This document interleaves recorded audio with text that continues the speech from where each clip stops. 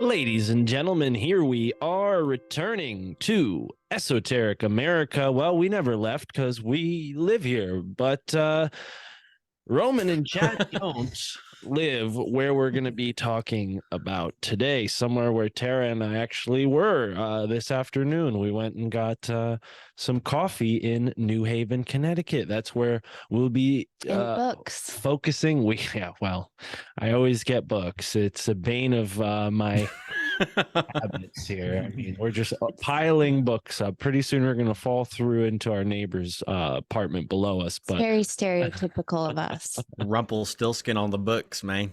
I got a lot of books. But speaking of having it all figured out, Roman Merrill joins us here today from his yoga studio there on the farm.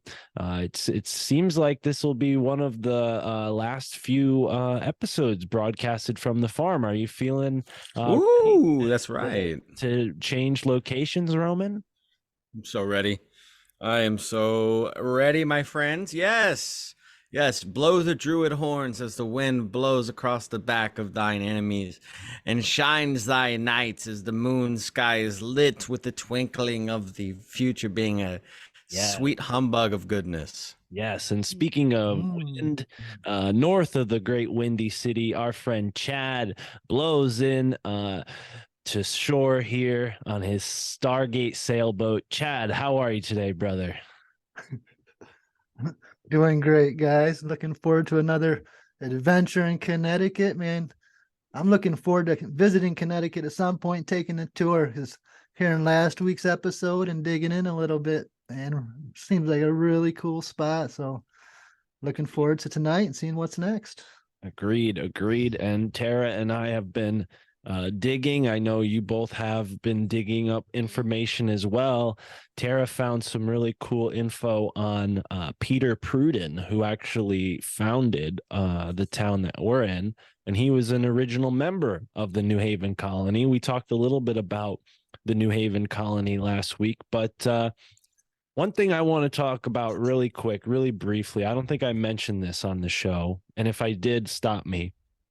But I found a book called Weird America by Jim Brandon. Have I mentioned this already? Did you guys know? Okay. I probably told you about it off the air, though, Romans. I think you've told me about this book, but you didn't actually pull up anything. So I'm curious, maybe Chad, you may be familiar with this book, Weird America. It has like a Native American, holding like a snake on top of his head or something on the cover. And it's an older book that's sort of right up our alley with this show, because it goes state by state and lists a bunch of places that people may or may not know about. So I go into Weird America. I go into the Connecticut section of the book, and there's only 4 towns in the Connecticut section. There's not much going on, according to this author, but one of those towns, surprisingly, was our hometown of Milford. And I'm like, what the heck? Milford? What's going on in Milford that I didn't know about? And of course, there's the Charles Island, which Tara told me this week was cursed by Chief Onsantaway, right? Is that how I pronounce his name? Onsantaway? Yeah. And I've always found it curious that the Freemason Lodge, the only Freemason lodge in town, is named after Onsantaway. But Onsantaway cursed Charles Island. And Charles Island is kind of an interesting little island here in Milford. It's connected to the shore by a piece of land called a tombolo. Now, a tombolo is different from your typical sandbar because... Why are you getting into this right now? Get into this. You wanted to get into it? Don't do that. What are you talking about? Weird America and what's underground here? Yeah, I'm giving them a little teaser. A little juice. I'm not gonna take your spot. Oh, you're trying to steal Tara's limelight. Oh, I see how it is. Captain No, Kidd. no, I wasn't gonna bring up Captain Kidd, but he's involved in this. That was my suspicion. I'm like, oh, they're going to talk about Charles Island because it's a cursed island. All right. I'm not going to say anything more about Charles Island. But they weren't talking about Charles Island in this book, surprisingly. The one little section on Milford mentioned that in the 70s, they had built some sewers. And as they were digging up these, trenches for the sewers to go in, they found some underground tunnels. And I had never heard of this at all. And curiously enough, Tara and I had just moved into the same neighborhood where these tunnels are allegedly under the ground. And they're, these massive 20-foot wide tunnels. And given that Milford is on the shore and it's also on a river, I'm kind of wondering, like, what would this, where would these tunnels fit in a prior civilization long ago or something, or maybe they were some sort of aqueduct connected to the water, or, I mean, who knows? But I just found it appropriate for this show to share that little story. Although we haven't found anything else out about that tunnel, it's like, that's the magic, that's the fun of doing this, is like, you never know when you're going to stumble upon that one like lost piece of information about where you live or something that's connected to you. And I'm not talking about, you, Roman, Chad. I'm talking about you, the listener. Like, keep your eyes open, folks, and these things will reveal themselves to you. Like, it would have been very hard for me to find that story in the newspaper, but luckily this author preserved that little tidbit in his book. So one of the many reasons why I like to collect books of this sort. And given that we're in New England, there's a bunch of authors who have written books like Strange New England and Strange Massachusetts, and all these series of books. And it's not, specific to New England, but because of the history of witches and, sort of the colonial times here, we have a sort of spookier reputation. So I just want to let people know we will cover that kind of stuff. But if we miss anything, that's the point of the email. Get in touch with us, Esoteric America. We had a few comments in the last few videos, and most of them were for Austin. And the comments seemed to suggest that maybe we had left things out, but that's the point of this show, is to, sorry about it. Comments. Hey, yeah, you need a job. All right. Because I got plenty for you. All right. Sorry. All right. I am a little salty. No, please. Thanks. I love that. And for all you out there who want to comment, just send us an email and we'll read your tips, advice, research, whatever you're adding to the conversation. We'll address that at the end of the show. So with that in mind, remind me towards the end to bring up some of the messages we have received from people. Oh, but let's get into this. What do you think? We have a lot of information to get into. So I'll be honest, I have one thing to talk about, but I went deep first on this one thing. You go first. I'll go first. Okay, you guys, everyone listen up. Here's the deal. I'm caffeinated. I'm hyped. All right. I'm feeling good. But I got sucked. But the thing is beautiful listeners that are enjoying this content of Esoteric America. I'm gonna leave out so much of this character. I didn't even get into half of anything that P.T. Barnum has to talk about. This character is vast. And I just got stuck on his family history, finding out that it was inevitable that he would be in politics and that he would be a star because his bloodline runs deep to the very first days of Connecticut history. So we got a little presentation here, or slides, because if we're working with the great Chad Stumke, you just got to have slides now. Wait, just how it goes. You made a presentation about P.T. Barnum as well? Did you? No, but an audience member did, and that's what I was going to talk about at the end. But look at this Oh stars shit. line. I was going to Nice. say we should have this gentleman on, but yeah, maybe we ought to get into it with you first, and then see where his research differs. This is awesome. What a synchronicity.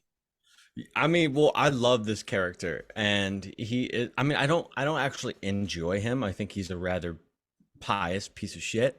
Um, and he's so contorty. He is so contorty, this man.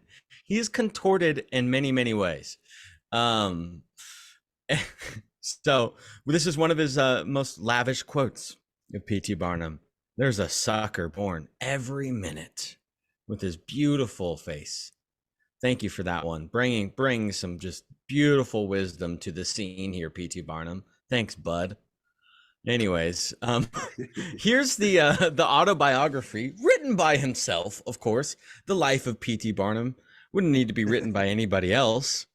At his death, the critics praised Barnum for the good works and called him an icon of American spirit and ingenuity.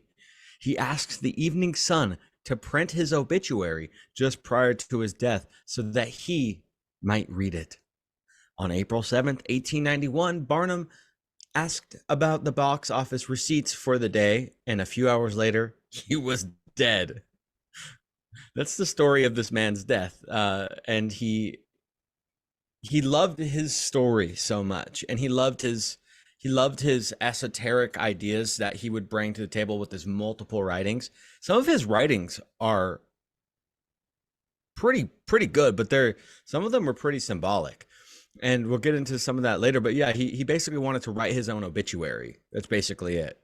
And so if he could stage his death, being the man of show, you bet your sweet ass that he would want to do that. He would want to pull the strings on that. So, he had everything planned out, and his family shows that. His family is very, very popular. So in one of his books that I have pulled up, and we can get into it later. I don't know if we get into it now because or during this presentation, when we go into it and search up words or something. Can I is comment? Yes. I already love the formatting of your presentation. The way you have this slide set up is like very appealing to the eye. Just a note for people who want to be on the show in the future and they might want to create a presentation. This is exactly what we're looking for. It's very simple, focused. I love it. Oh, awesome. I use Canva. I have Canva Pro. So it's a good resource for anybody.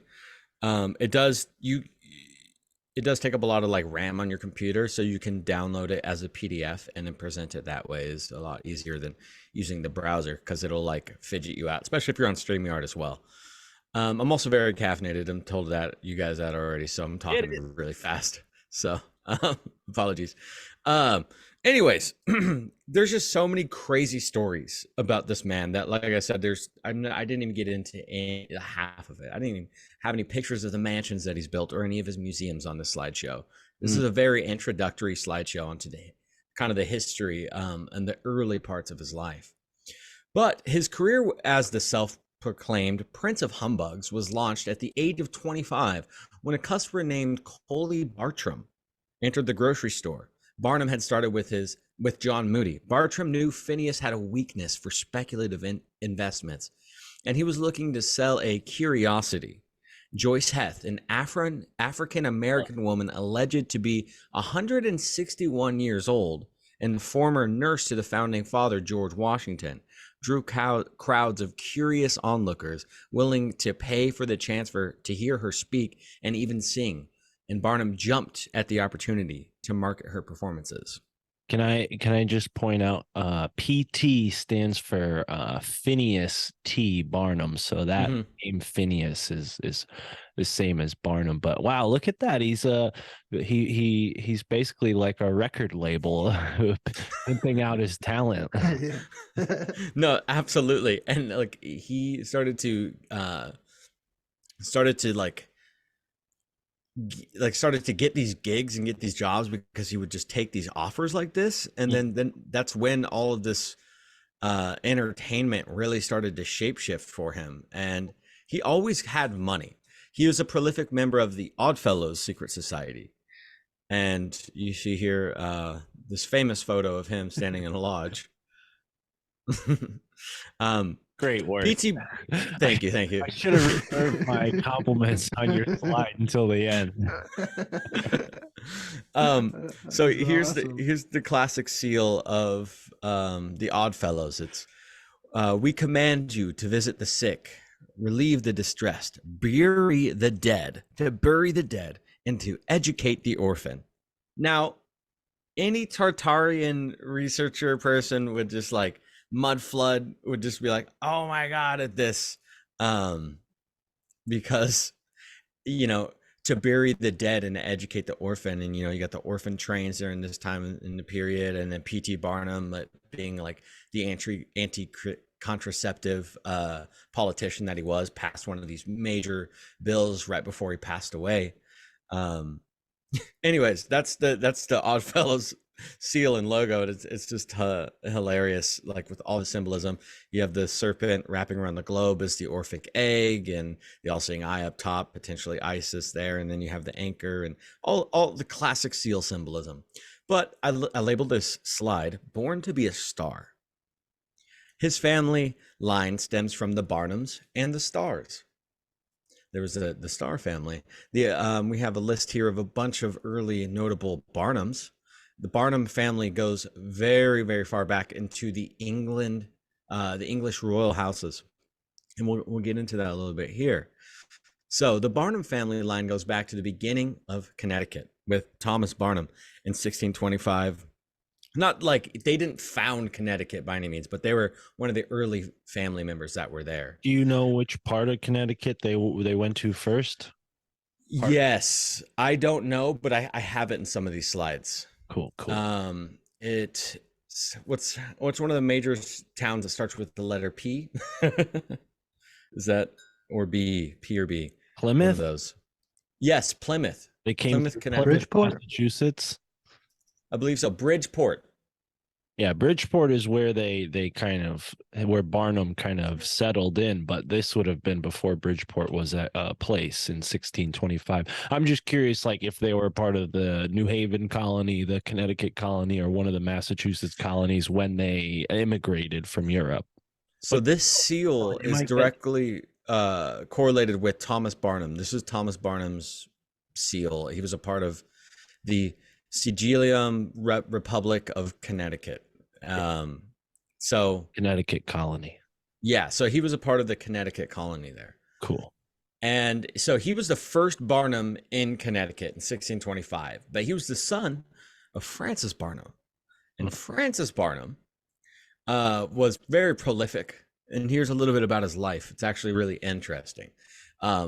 Francis Barnum was the eldest son of Martin Barnum of London of Holland-born.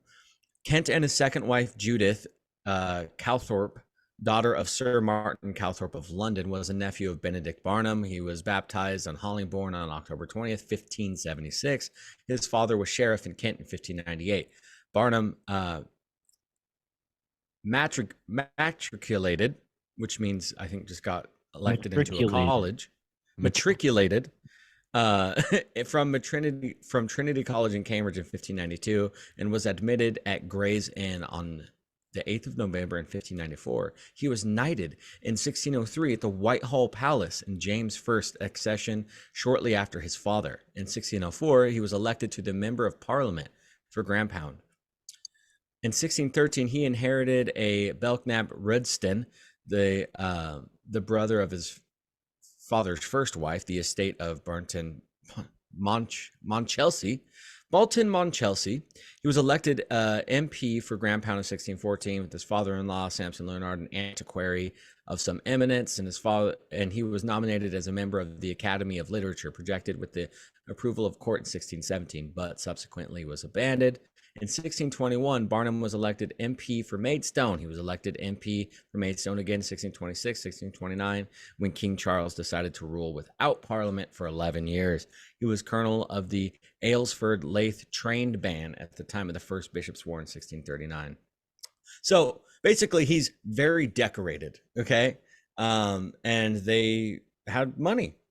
And Frances Barnum, according to Colquitt, she wrote the book Founders of Early American Families, Immigrants from Europe, 1607 to 1657, Cleveland General Court, The Order of the Founders of the Patriots of America, 1975. Ooh, let me move this. Thomas Barnum, the son of Francis, arrived in Fairfield, Connecticut, in 1655. Sorry, Fairfield. No worries, no worries. That's good to know though, because Fairfield is a part of, it's actually the easternmost part of the Gold Coast. Right after Fairfield is Bridgeport, which is the largest city in Connecticut. It's probably also the most dangerous, considering the amount of crime there. It's also the most impoverished. So right at the end of the Gold Coast is where they dump their trash. Let's just say that. Oh, you always have one of those, you know. You got to. Yeah. That's where actually Bridgeport in P.T. Barnum's day was like, you know, major hub of industry. So it's actually like, you know, just a part of the Rust Belt kind of effect. One of the things I wanted to dig into more, because I love the history of when I say I love things, it means I'm really interested about them, not necessarily that I'm like infatuated by them by any means, but the people that ran the railways. Because I was gonna say, it's gonna sound kind of bad, but if I say I love like the history of railways, it's I like looking at it and seeing who was a part of it. Because if you start to look at the families that were running these different railways, that's how I found out about Henry Flagler and did that whole big huge Florida deep dive. You start to see who these real money movers are. Well, P.T. Barnum had a big play in the New York to New Haven rail line that was happening, and he had insider business information. He wrote about it all in his autobiography. He's got multiple chapters on it. So I didn't enter any of those slides into here, but just know that he played a big part in that. Yeah, that's the Metro North. That's a big deal. You know, that's how all the people in New York City live in Connecticut, is they just take the train in. You know, that created that whole bedroom community of wealthy neighborhoods along that train line. So yeah, definitely worth mentioning. I should also say that P.T. Barnum's like old building that used to be, it's like kind of like an old museum. I don't know if it's still open, but you can see it from the highway, and I used to drive by it every week when I was delivering bread. And it was around the same time that I started learning about Tartaria, like 4 or 5 years ago. And I was like, whoa, that's got to be perfect Tartarian building just by the way it looked. And then sure enough, it happened to be P.T. Barnum's old hangout, you know, built by him. Was it one of his mansions? No, that one burned down. The Iranistan. I'm glad you have that, because yeah, that's huge Moorish. He loved Moorish architecture. He had it's funny how many of his buildings have burnt down. How many of these buildings that he's had that have actually burnt down? It's been 2 of his famous museums in New York burnt down, just within a few years of being built. Think about it. I'm pretty sure maybe one of his mansions. Yeah, but think about it like this. I mean, you know, the whole deal with the World's Fair burning down, you know, one theory is that they did it for the insurance. Like, I think that was a big thing in that time, is like you just kind of like rolled over your investments in property that way. Instead of like losing money on a property, you just destroy it and claim the insurance. You also have to remember Connecticut's kind of like the early insurance broker of the colonies. All of the ships that were being sailed out of Connecticut and Massachusetts, you know, they had to be insured by different insurance companies. It's kind of like the whole insurance industry is a maritime industry by origin. But, you know, obviously in P.T. Barnum's time, they were fully scamming the system and using it, you know, but keep going. We're tangenting. Sorry. No, but yeah, that's actually really important, because like knowing who these big players are in the beginning, you know, it's just like looking at the beast of Jekyll Island. and like the beginning of the banking conglomerates, you know, like these early parts of why we are so fucked, basically. I mean, P.T. Barnum, I mean, inevitably played a role in that, you know? I mean, anybody who has Hugh Jackman portraying you in this movie about fantasizing your life and making you some, like, they should have had somebody more along the lines of Jonah Hill's twin that had been, you know, left in the closet for like it hadn't seen sunlight for 30 years to play P.T. Barnum. Not a Hugh Jackman in The Greatest Showman. You know what I mean? Like this guy was a shisty son of a bee. Anyways, I'm just saying Hugh Jackman's a major babe. You know what I mean? But whatever, I digress. So here we are. Yeah, I think it's important to bring up like the early insurance claims because basically insurance birthed from the conglomerate. It's like one of the arms of the conglomerate of the banking system. It makes sense in theory why you would need insurance, why you might have it, but it is so much more than a necessity now. Now we have to have these medium things. It should be a choice to have insurance, but they make us have insurance, which is the scam, which is what these people do. Anyways, I digress. Like I said, I'm caffeinated. Sorry, everybody, you have to deal with me just for a little bit longer. I wanted to get into his parents specifically. His father's name is Philo, which is, I'm assuming, short for philosophy. I'm not sure what other name Philo might be short for. Philo Dove? No, that's just a name. That was just a name back in the day. Well, you know, he's Philo, and then PT is Phineas, and then his father was Ephraim Barnum. Ephraim has a which means to plant many seeds, or to have. Ephraim means to have bear much fruit. Right. And I'm just trying to, you know, make it clear for the listening audience. I'm not trying to correct you, Roman. If the listener, I'm not offended. It's all good. And try to spell any of this out in their own searching, it helps to pronounce it correctly. That's all. Yeah, Ephraim. It's like EPHRAIM, Barnum Jr. Well, let him some of it out. What I thought was kind of interesting was that there was these two stars that are seemingly not related. So the wife of Ephraim Barnum was Rachel Starr, and Rachel Starr was the daughter of John Starr, who was a very credited sergeant. He was a very decorated sergeant, Captain John Starr. And so here's Ephraim, and here's Ephraim is the grandfather.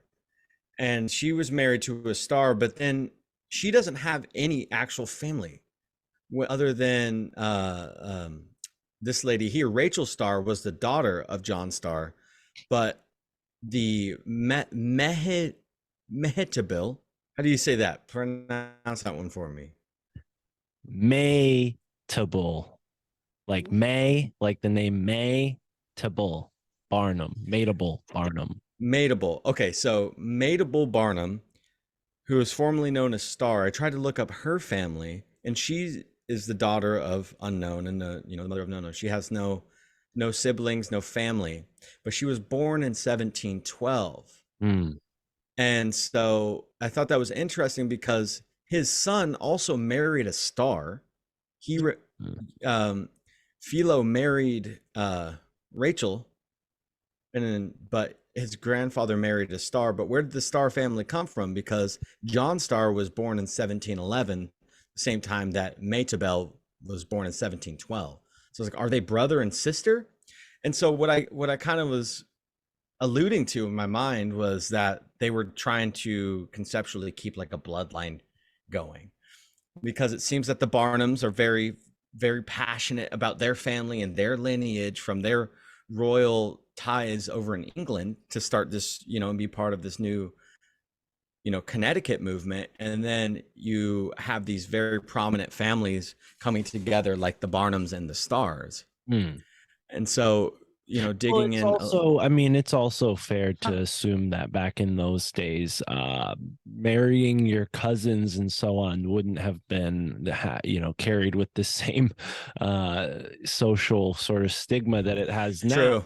So you got to imagine, like in these colonies, there weren't probably a lot of women to choose from, and maybe because the family had that relationship going back, there would have just naturally been a number of women with that last name and a number of men with that last name just sort of around in the community. I mean, it's not necessarily something that has to be like it's not so unusual that it has to be like, plotted that way. I mean, it could be, but I just military. They're in the military. Well, so was everybody back then. I mean, at that time, I mean, that's true. That's true. Yeah, you're either doing a super trade or you're a part of the army of sorts. Because the concept of keeping the family in the family is a thing that was very common back in the day. So they would specifically do that, especially if they were royal. They needed to keep it in the family bloodline. That's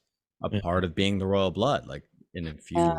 Well, I do want to warn people about those emblems that you have on the left there. I don't know how legit that is, but there is a website that is like, it'll be like in the top 3 when you search any European name genealogy, and it's the most bogus genealogy site ever, and they you can immediately recognize them because they all use the same sort of like emblems. And I looked it up for my own genealogy, and it's all wrong information. That's not to say every single one is wrong, but you just gotta be careful. There's a lot out there, dude. And you also, have to double and triple check different sites. Also, I mean, I had to at least. Some of these last names, they become anglicized and then Americanized in the colonies, and those people have no connection to possibly people of the same name in Europe that, their name had been that way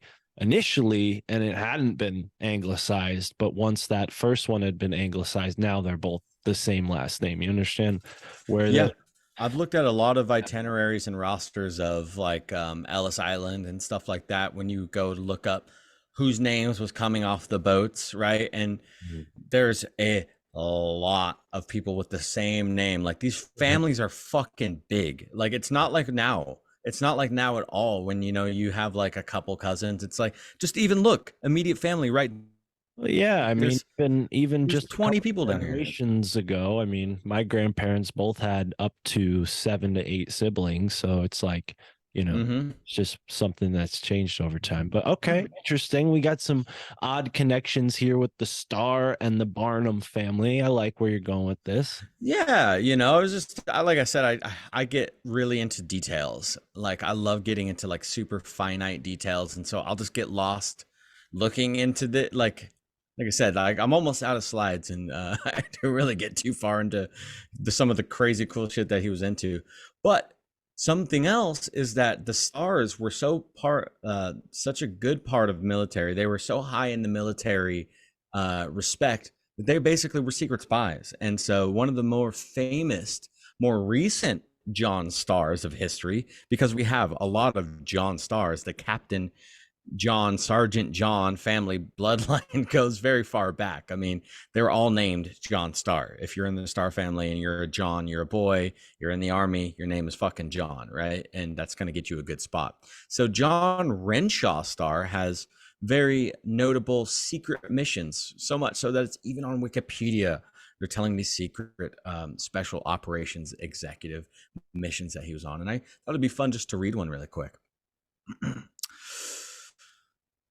Starr parachuted blind without being met on the ground near Valence one night on the 27th and 28th of August in 1942. His job was to evaluate the food requirements for the CARTE network. That was a network organization that was an early illusory attempt at organizing a French resistance to the Nazis, a resistance group that claimed that claim with SOE support, it could raise an army of 300,000 men to resist the German occupation of France. Starr made his way from Valence to a villa in Cannes. Sorry. Cannes. Jesus, I know. I'm so sorry. In Cannes, where he met an SOE agent, Peter Churchill, and CART leader, Andre Girard. Starr learned from Churchill and his own experiences that CART was a large fantasy of Girard's. He returned to England in November, oddly enough, as he was boarding a small boat to slip out of France. He encountered his older brother, George, who was arriving in France as an SOE agent. See, but this is where I'm very confused. We don't have to spend too much time on this, right? All right, we're out of here. No. But anyways, large military family. It's just they're all Connecticutians and they're Connecticuties. And anyways, no, I digress. Like I said, I love details. Old F-frame means is an old way to describe a grizzly bear. I had never seen this before. Yeah, man. So I started getting into some of, not just P.T. Barnum, I started getting into his family. I was like, I need to find out who his family is. And that'll tell us who P.T. Barnum could be, right? So like I said, he was a member of the Oddfellow Society. So I went to the Oddfellow symbology book and I pulled up as many bear references as I could, and to see what types of symbology would be there. So a mark of distinction, a sign or a token by which a person is distinguished in a particular employment or place, or designating his relation to other persons or particular occupation. It is synonymous with cognizance in heraldry. The family followers or retainers of the Dukes of York wear a red rose as a badge. Those Dukes of Lancaster wore a white rose, while lions, bears, and crescents, and full moons, birds, and beasts, and innumerable other objects were worn by others, showing their connection to some particular family. Even the American Indians have their badges, called by them, however, totems. Each tribe and family was known by its totem, which usually was representation of some animal, such as the bear, wolf, turtle, deer, and so on. So P.T. Barnum wrote a number of books and he wrote a number of literature works. And in one of them, he wrote this famous story that he named this bear in the story Euphraim. And there was this huge three-toed bear that was so famous that it was known across the country, this grizzly bear that was in Utah. And P.T. Barnum wrote it in his book. So it's kind of a little bit of a stretch that, maybe he coined this term Ephraim and named this bear, or it could be some like cryptic type of writing. And I have that book in PDF as well. And I didn't get to dig too much deeper into it, but I thought it was interesting. One of the many esoteric works and literature pieces of P.T. Barnum. Boom. And then John Grizzly Adams, the bear hunter, who was actually related to John Adams in the family line, was one of P.T. Barnum's friends and got famous through P.T. Barnum's circuses. So he was like kind of one of these showcasey guys. But likely that John Grizzly Adams, was a part of the secret society as well. And inside the workings and the like running some sort of entertainment scam with P.T. Barnum, symbolizing the bear as a part of like the family lineage. And then is that my last slide? Yeah, that's it. That's it, man. Yeah, I'm sorry, guys. Like I said, I wish I don't be sorry. had gotten there more. No, don't awesome, be sorry. Yeah, great. I think this is a good primer too, considering the person who, and I'm sorry I forget their name. I will give him a shout out at the end when I pull up the notes here. But yeah, this gentleman or lady who sent me an email, I think it's a gentleman, they put together at least 40 slides about P.T. Barnum. So if they are willing, we'll have them on the show one of these episodes to get into that.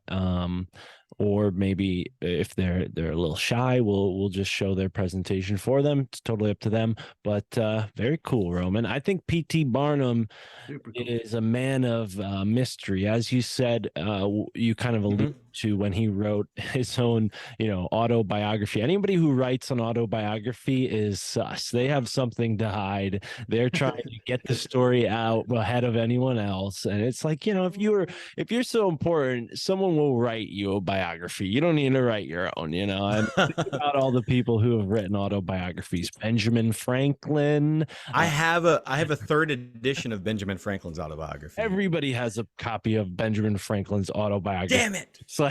It's like the most common book in the east of the Mississippi. But anyways, oh, for real? Oh yeah, I'm surprised you have one out there. But yeah, for sure, I'm sure the Benjamin Franklin books are all over the place. Yeah. It would be interesting to look at, like, I was just thinking about the bear symbolism and like the Bear Clan and what that meant to the Native Americans, and maybe why P.T. Barnum chose to use the bear as his kind of symbol too. Well, I'm sure he had bears, considering he did that circus, And isn't the bear on the California flag? Yeah. Yes, it is. Yeah. About entertainment. Bear is point. Yeah, bears are very, very, very powerful spirit animals. I know that for sure. Well, even the teddy bear was invented by Theodore Roosevelt, who loved bears. But interesting. We got a bunch of loose ends that are going to be tied up. And I just want to take a brief moment to give a shout out to my friend Garrett. He makes the Hit Kit. And since we're talking, I wouldn't do a plug like this unless, we were talking about New Haven, because check this out. He sent me this really cool, it's a device. I don't know any other way to put it. But what it does is it holds whatever you plan on smoking right there, along with your lighter. And he was kind enough to send me one with the New Haven seal on it. So that is the New Haven Colony seal. Oh, nice. Right there. And I've always found it fascinating that this seal looks the way it looks, specifically because of the boat. And I think we talked about this last episode, but there was a phantom ship that appeared over the harbor in New Haven during the early days of the colony. And it's one of the reasons why New Haven really wasn't a successful colony and eventually got absorbed by Connecticut. It's because they sent their first boat out, the Lamberton, and it never returned. And a few weeks later, they saw this great apparition in the sky. And there are many people at that time who saw Flying Dutchman. But funny enough, I was just on a little trip this weekend with past guest on this show, Recluse, Steven Snyder, who joined us to talk about Wisconsin. Him and I went down to Pennsylvania along with Phil and Henry. Shout out to them. Michael Wan also joined in for a brief moment as we toured Rose Valley, but it was very synchronistic because I read about that Rose Valley section in the same book I mentioned earlier and said to Stephen, like, hey, maybe we should go here. I think we were initially planning on going to Arden, or I don't remember exactly the specifics, but we will be talking about that on a future podcast. And I don't know why I just went into that other than to point out the connection between the town of Lamberton in Pennsylvania or New Jersey and the name of the ship. But that's where I was. I grew up in Rose Valley, remember? I told you that too. That was another synchronicity. Yes. And Chad, actually, remember I sent you guys the message in the Telegram. I said, oh, check it out. I'm going here. And you sent me the Wikipedia of the Thunderbird Lodge. And that's exactly, I didn't know this, but until I got there, but that's exactly where we were going to do our tour. So it was funny. I sent you that picture from inside of the side. Yeah, I was like, maybe he'll pick this one up. I said it from inside. But yeah, that was a really interesting trip. Enough about that. We'll have to talk about that on a future episode when we get into Pennsylvania, which we will. But Chad, you have some really fascinating research that connects with what I talked about in our last episode. For folks who haven't tuned into that yet, maybe go back and check it out. Or if you have listened to it, just to brush you up on what I'm talking about, we mentioned the sleeping giant in our last episode, and Chad went and found some broader connections to this sleeping giant, and I'm excited to get into it. Is there more than just that? What do we have in store next, Chad?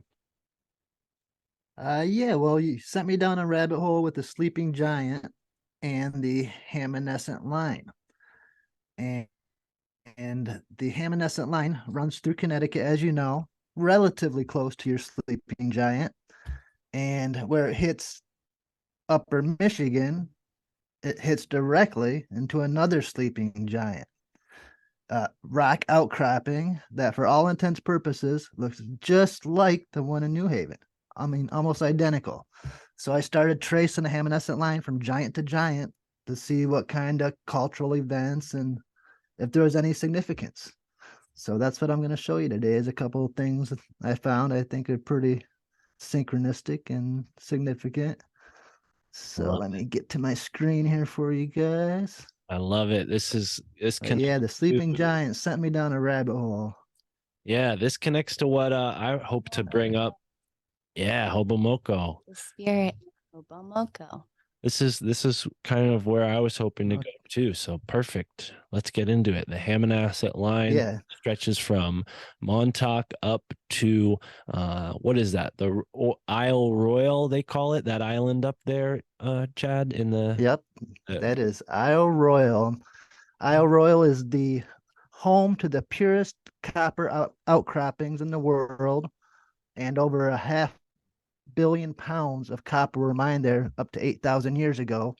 And for all intents and purposes, that copper has vanished. But we'll get into that in a little bit more in a minute. The Hammonasset line. I'm excited to talk about this with you guys, Mark, because hardly anybody knows about this Hammonasset line. And when I did my first interview with you, Mark, you were one of the few people who actually knew about it. So this is exciting for me. For people who don't know about it, the Hammonasset line, like Mark said, it starts, well, it goes through Montauk, New York, cuts through Connecticut, back through New York, across Michigan, and up into Canada. And the Hammonasset line itself, it actually runs at a northwest angle, and it marks the winter solstice sunrise as well as the summer solstice sunset.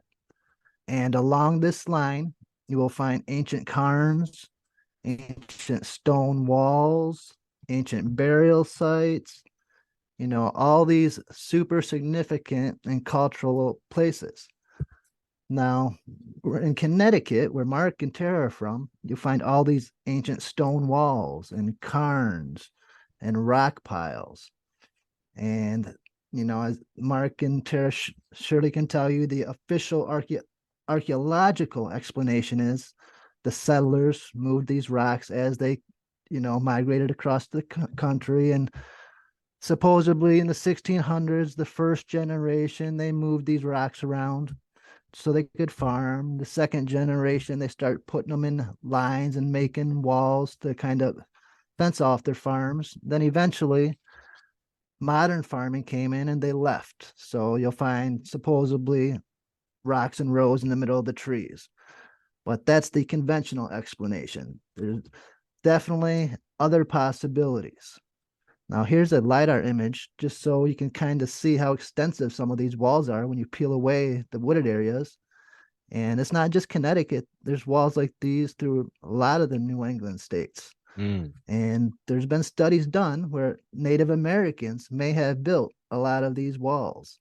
And a lot of these walls, you know, are aligned to the winter and summer solstice and different astrological events.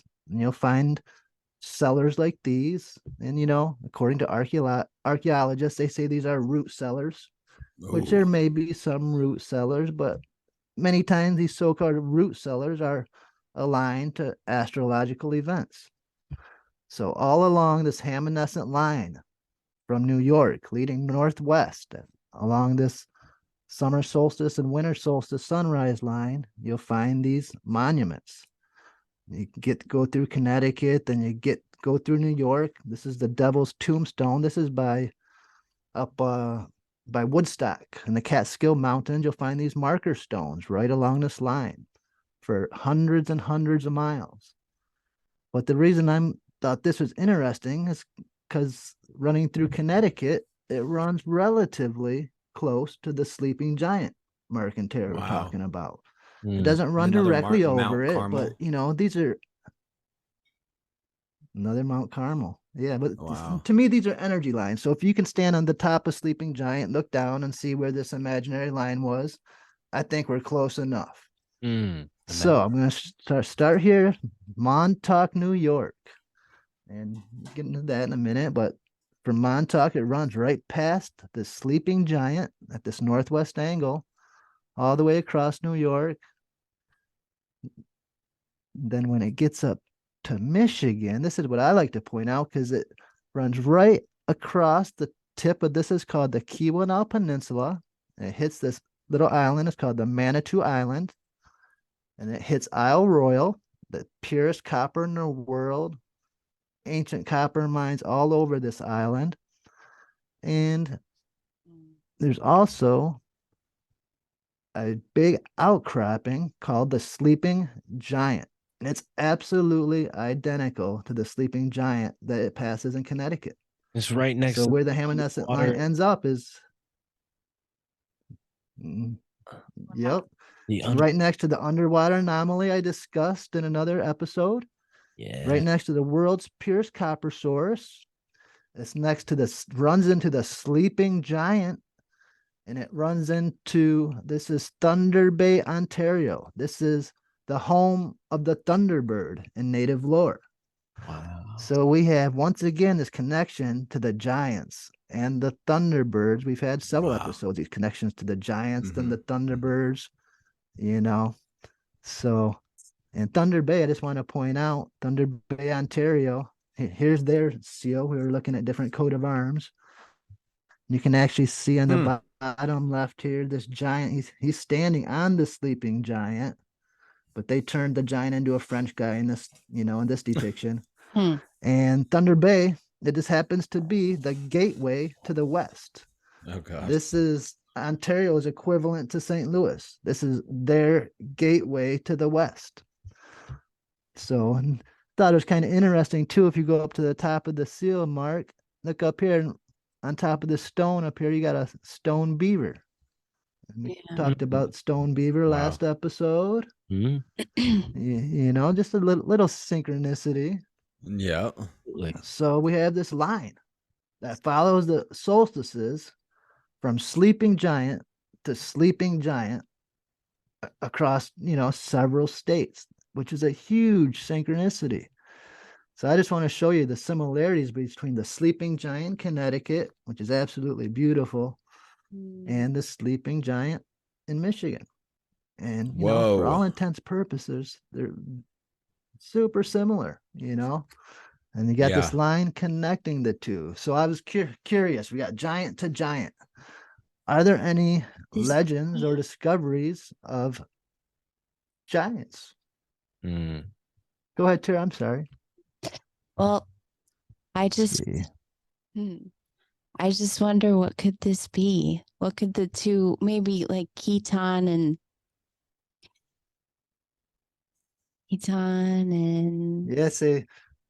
Hobomoko? I don't know. Yeah, we say Hobomoko. We heard that legend. The legend here is the character's name was a Native American named Nana Bojo. Oh. And Nana Bojo, this sleeping giant here was home to the purest silver mine known to the Native Americans. And Nana Bojo told one of the Native Americans how to find the silver mine, but warned him, if you ever divulge the whereabouts of the silver mine to the white man, you know, Nana Bojo will be frozen in time. And at some point, a white man supposedly followed a Native American into the silver mine, and the Native American not knowing it, but he found the location, and this is supposed to be Nana Bojo frozen in time due to the white man finding the silver mine. Wow. But this is a ancient silver mine also. We talked about the copper mining. This is pure silver here too. So super interesting mineral contents in this geology. Whoa, that's mind melding. Okay, I'm done. Sorry. That's awesome, Chad. You're great. I love you. No, go for it, man. So we'll start back in New Haven and giant connections. And there actually were giant bones discovered at the southern part of this line in New Haven, Connecticut. I'm just going to read a little sample right here. A whopping 8-foot skeleton was excavated from New Haven, Connecticut. Several skeletons were laid out onto charcoal, then covered in charcoal before being covered by a mound. The burial ground was located next to the house of Daniel Buckingham and was uncovered when digging the cellar of the house. This burial ground lies inside the English settlement at Indian Point, which lies at the fork of the East River and Sound River. History of the colony of New Haven before and after the union with Connecticut. This was 1838. Another example from New Haven. Skeletons of a Stone Age man are dug up in Connecticut. Prehistoric inhabitants of the Nutmeg State were flat heads of great strength and had huge teeth. So they kind of, skirted around it, but they're describing a giant. Now moving up to the 1800s in New Haven once again, or Norwalk, I'm sorry, but in the New York Times from May 13th, 1888, the grave of a giantess. In Norwalk, Connecticut on May 12th, there's a grave in Pine Island Cemetery that's no less than 10 feet long. It's that of Miss Mary Titisum, a widow who was laid to rest there in February. A little over 119 years ago, in the 19th year of her age. Tradition has it that Miss Titisum was a giantess, which fully explains the enormous length of her grave. It is situated in a remote corner of the large burying ground, and its existence had been almost forgotten. A few days ago, it was discovered by some city people visiting there. So, this giantess, she may just have some leftover genes, from the ancients. I'm not sure, but it's interesting enough that they're finding 10-foot graves still in the late 1800s.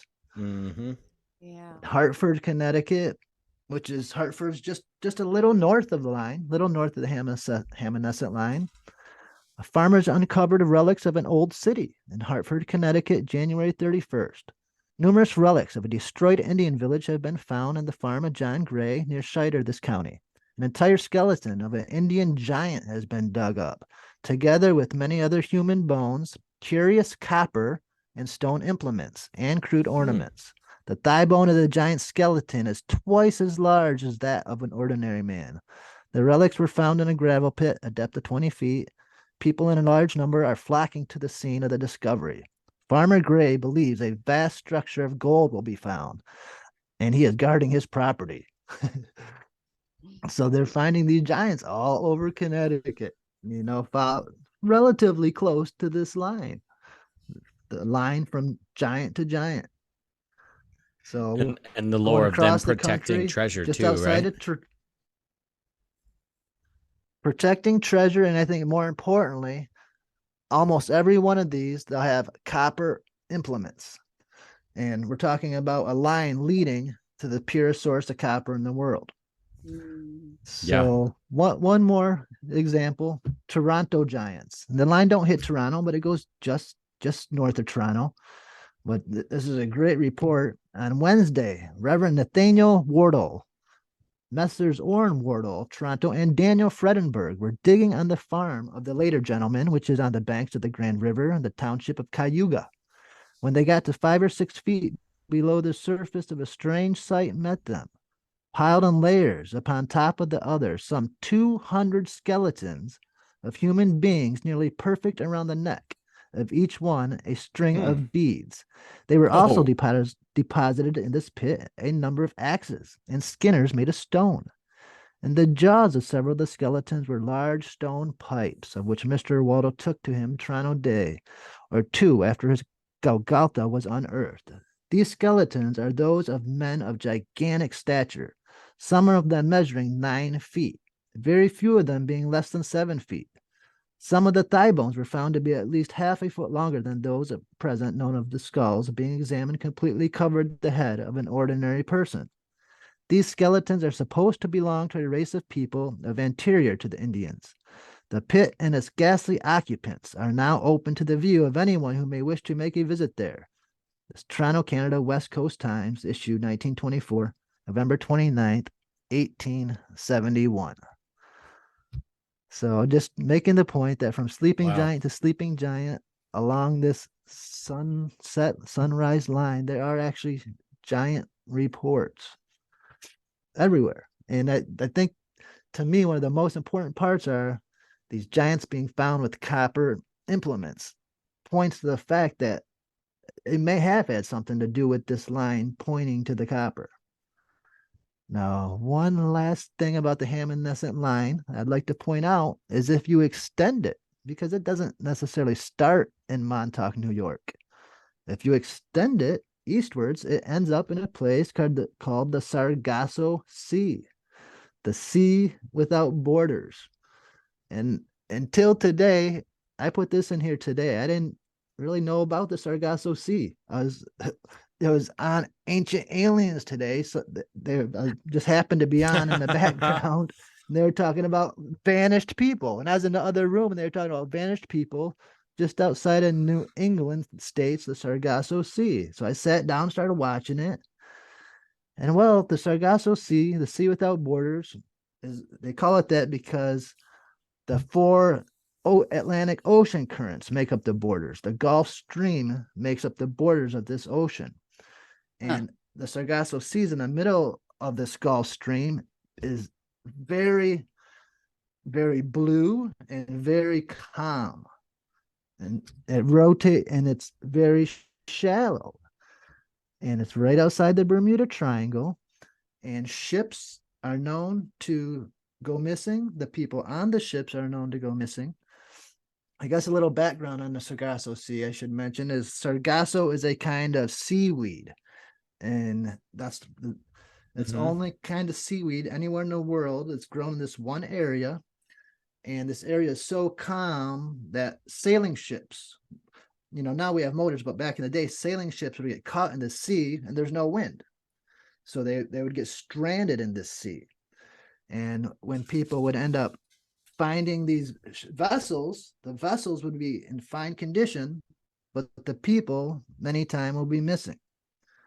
And that's kind of part of this story, this Sargasso Sea. And here in this depiction, you can see the different currents and how in the middle of these currents, it just leaves basically a dead spot.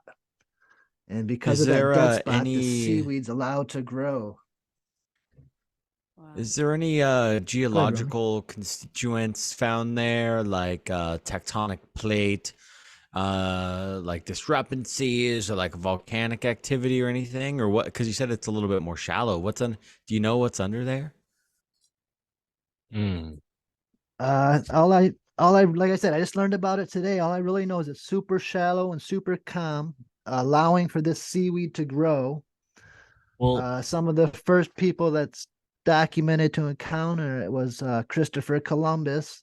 Supposedly, when he ran into it, he thought the seaweed at first was land. The seaweed was so thick, and then he, eventually got through it. But I think it gives it a beautiful color. I think geologically, Roman, that would be like a newer area, right? Because if we're going to take the plate tectonic theory as fact, then like what is now the American East Coast was a part of Europe and Africa, and geologically there are different like layers that we were talking about the Avalonia plate and that last week. So I wonder maybe in the ocean if there are sort of some explanation for what happens when the landmass moves apart, like something comes up from below, volcano activity. I mean, there's certainly an explanation, but I think this part, what's really fascinating about the Sargasso Sea is it's sort of like in this area where there's no islands in between, this sort of like circle of very tiny small islands. And if we're going to take that Atlantis theory.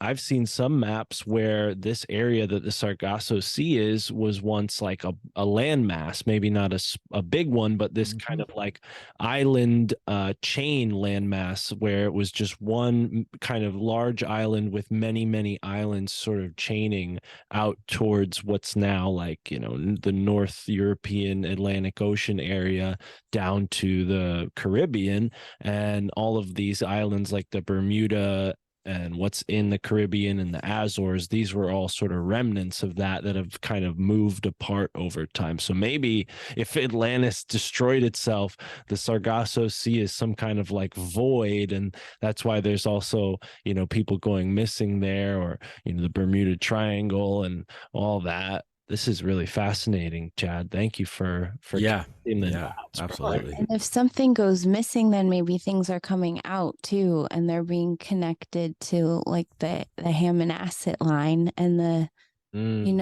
way like bones and minerals were used like by the ancients. What about really open portals? Oh, I was gonna say, what absolutely, about Phantom ships? Maybe the Phantom ships fly along this ley line, this Hammonasset. I mean, it's where they go. Absolutely, all that in and out portals. It'd probably be like good to know what copper like does, like what that meaning is, right? You mean? Well, I think a lot of it has to do with because like dowsers, when people would douse minerals and water wells, is like it's a magnetic anomaly. So if there's all these things that are aligning to like a special type of electromagnetic radiation that's coming out of it, that the earth is creating minerals due to what electromagnetic frequency that it has. That's how the pressure and the energy that's there, that's what creates those different constituents. So I think, and speculatively, but we could also look at that map. It might just be like super strong magnetic energy too, that like they're drawn to, and the minerals that, like the silver mine, the copper mine, and things like that, due to the magnetics of the earth. And both. Yeah, like so there's these strong magnetic forces at play, and it creates the pressure creates like the radiation or whatever, and then the copper pops out of it or something. Is that what you're getting at? Or when I've read about electromagnetic radiation, it's not necessarily like, it's just like a terminology for like reading of it, like an amount, like the energy it's coming off, it's radiation, but not necessarily like it's radiating you and making you sick. Like that map. Though I know that different Is it like the map you showed? The map? Oh yeah. Yeah, that Mr. Data USGS, absolutely. You're but like there's an energy detector to detect the signature of copper. It doesn't necessarily mean that copper is generating this massive field. It's just that it's a specialized device. No, but it might be a byproduct of the field itself. The minerals could be the byproduct that the energy is coming from the earth. Like, because I would think that's how it kind of works. Like emanation, like it's emanating a frequency that allows the mineral base, proto mineral to form as copper rather than something else. Okay.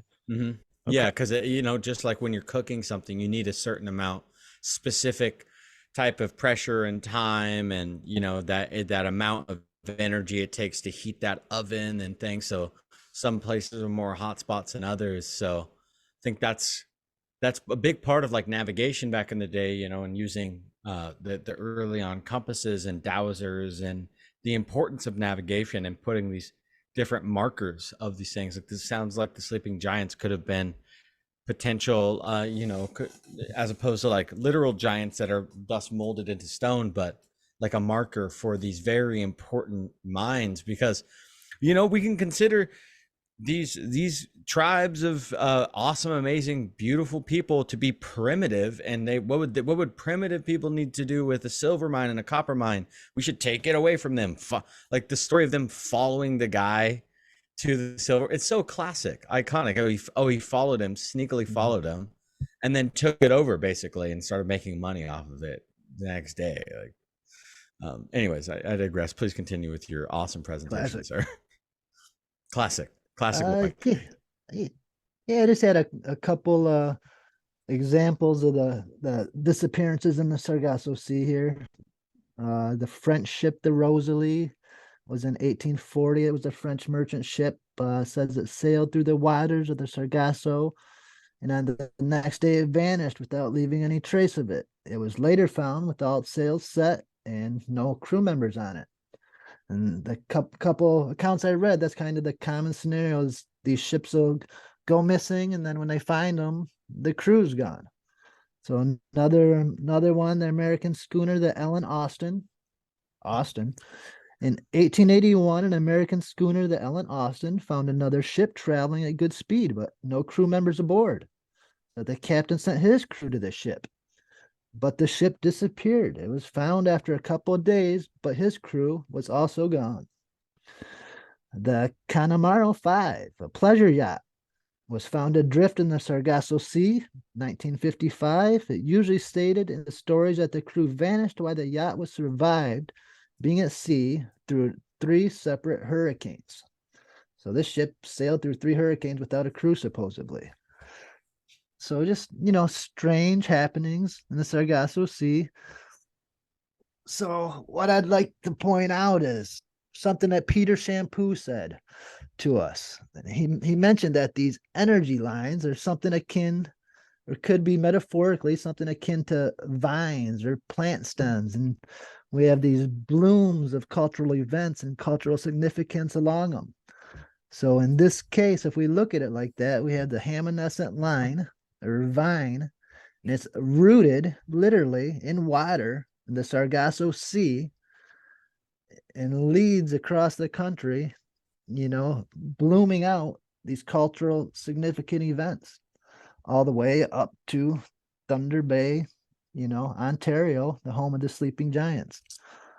I'm just going to point out a few of the things we looked at. Starting in the Sargasso Sea, where it is rooted, we have vanished people, planes, and ships. Then we didn't really talk about this. I'll leave this up to the imagination. But what is Montauk doing right in the middle of this line with all their antennas and, all this stuff that surrounds Montauk? What are they doing situated right pretty much smack dab in the middle of this line? Then you got the sleeping giants, you got the cairns, the dolmens, the stone walls, the giant discoveries, ancient cultures following this line, another sleeping giant, copper mines, silver mines, home to the Thunderbird, and it's also the gateway to the west. So that's kind of my rundown on the Hammonasset line. And we just scratched the surface. There's so many cultural spots along this line we haven't even touched on. I would recommend people take a look at it. Well, and we've got some more photos, folks, because a lot of the adventures that Tara and I have gone on are on this Hammonasset line. I mean, we specifically drive to places where the Hammonasset lines up with certain locations. And yeah, if you're ready, we can share some of those photos. But wow, Chad, thank you, brother. This is Americans do their powwows along the Hammonasset line, at least the part that we've gone to. Well, the Nook, yeah. Wow, nice. New York, yeah. We found a place in New York along the Hammonasset line called the Nook, and it's on the Wassuck River. It's sort of along the border between New York and Connecticut there, right on the other side of the Connecticut border. And yeah, it's a neat little place behind a church that we walked down to, and we found this blue sign, you know, like they do in New York. They have these blue signs telling you what went on historically. And it said, you know, this is a place where Native Americans would hold their ceremony, hold a powwow. And it's funny because when we were in Pennsylvania, we found out that the word powwow has a different meaning among the Pennsylvania Dutch, who by all accounts were definitely friends of the Native Americans and worked alongside of the Native Americans. But the powwow magic that the Amish practice is a type of like folk magic from Europe that's been kind of blended, so to speak, with the Native American wisdom that they probably learned while living side by side with them. And the Native Americans of New England called powwows or powwows. That's where they said the name came from. It was a word for shaman and a word for dreaming. So lucid dreaming. And we were just talking to Dan Winter, and he was talking about lucid dreaming and the like the Aboriginals and the Native Americans, they would go into this trance-like state to dream for themselves individually and for their community collectively, and they would connect with these song lines, or like Peter Shampoo has laid out, or like the Hammonasset line, or like these energy lines that I guess are like the electromagnetic forces that when they move and go to certain, you know, densities or frequencies, they form the earth and these certain like anomalies, and then, you know, minerals and plants and animals and people pop out of them and stuff. But you know what I'm, you know. Yeah, it's like what Chad showed with the flowers blooming off the Hammonasset line. That's such a beautiful way to visualize it, Chad. Thanks for, and the giants buried in New Haven. I hadn't seen that story before, so I guess I was proven wrong. I thought I would be a Mr. Know-it-all throughout these episodes, and very quickly Chad was like, "Hey, check this out." I had never heard about the New Haven giant bodies they'd found, and I never heard about that Norwalk giant either. I had heard about the Hartford one because it's kind of, they have some sort of marker that I came across in Hartford saying, like, you know, once stood here.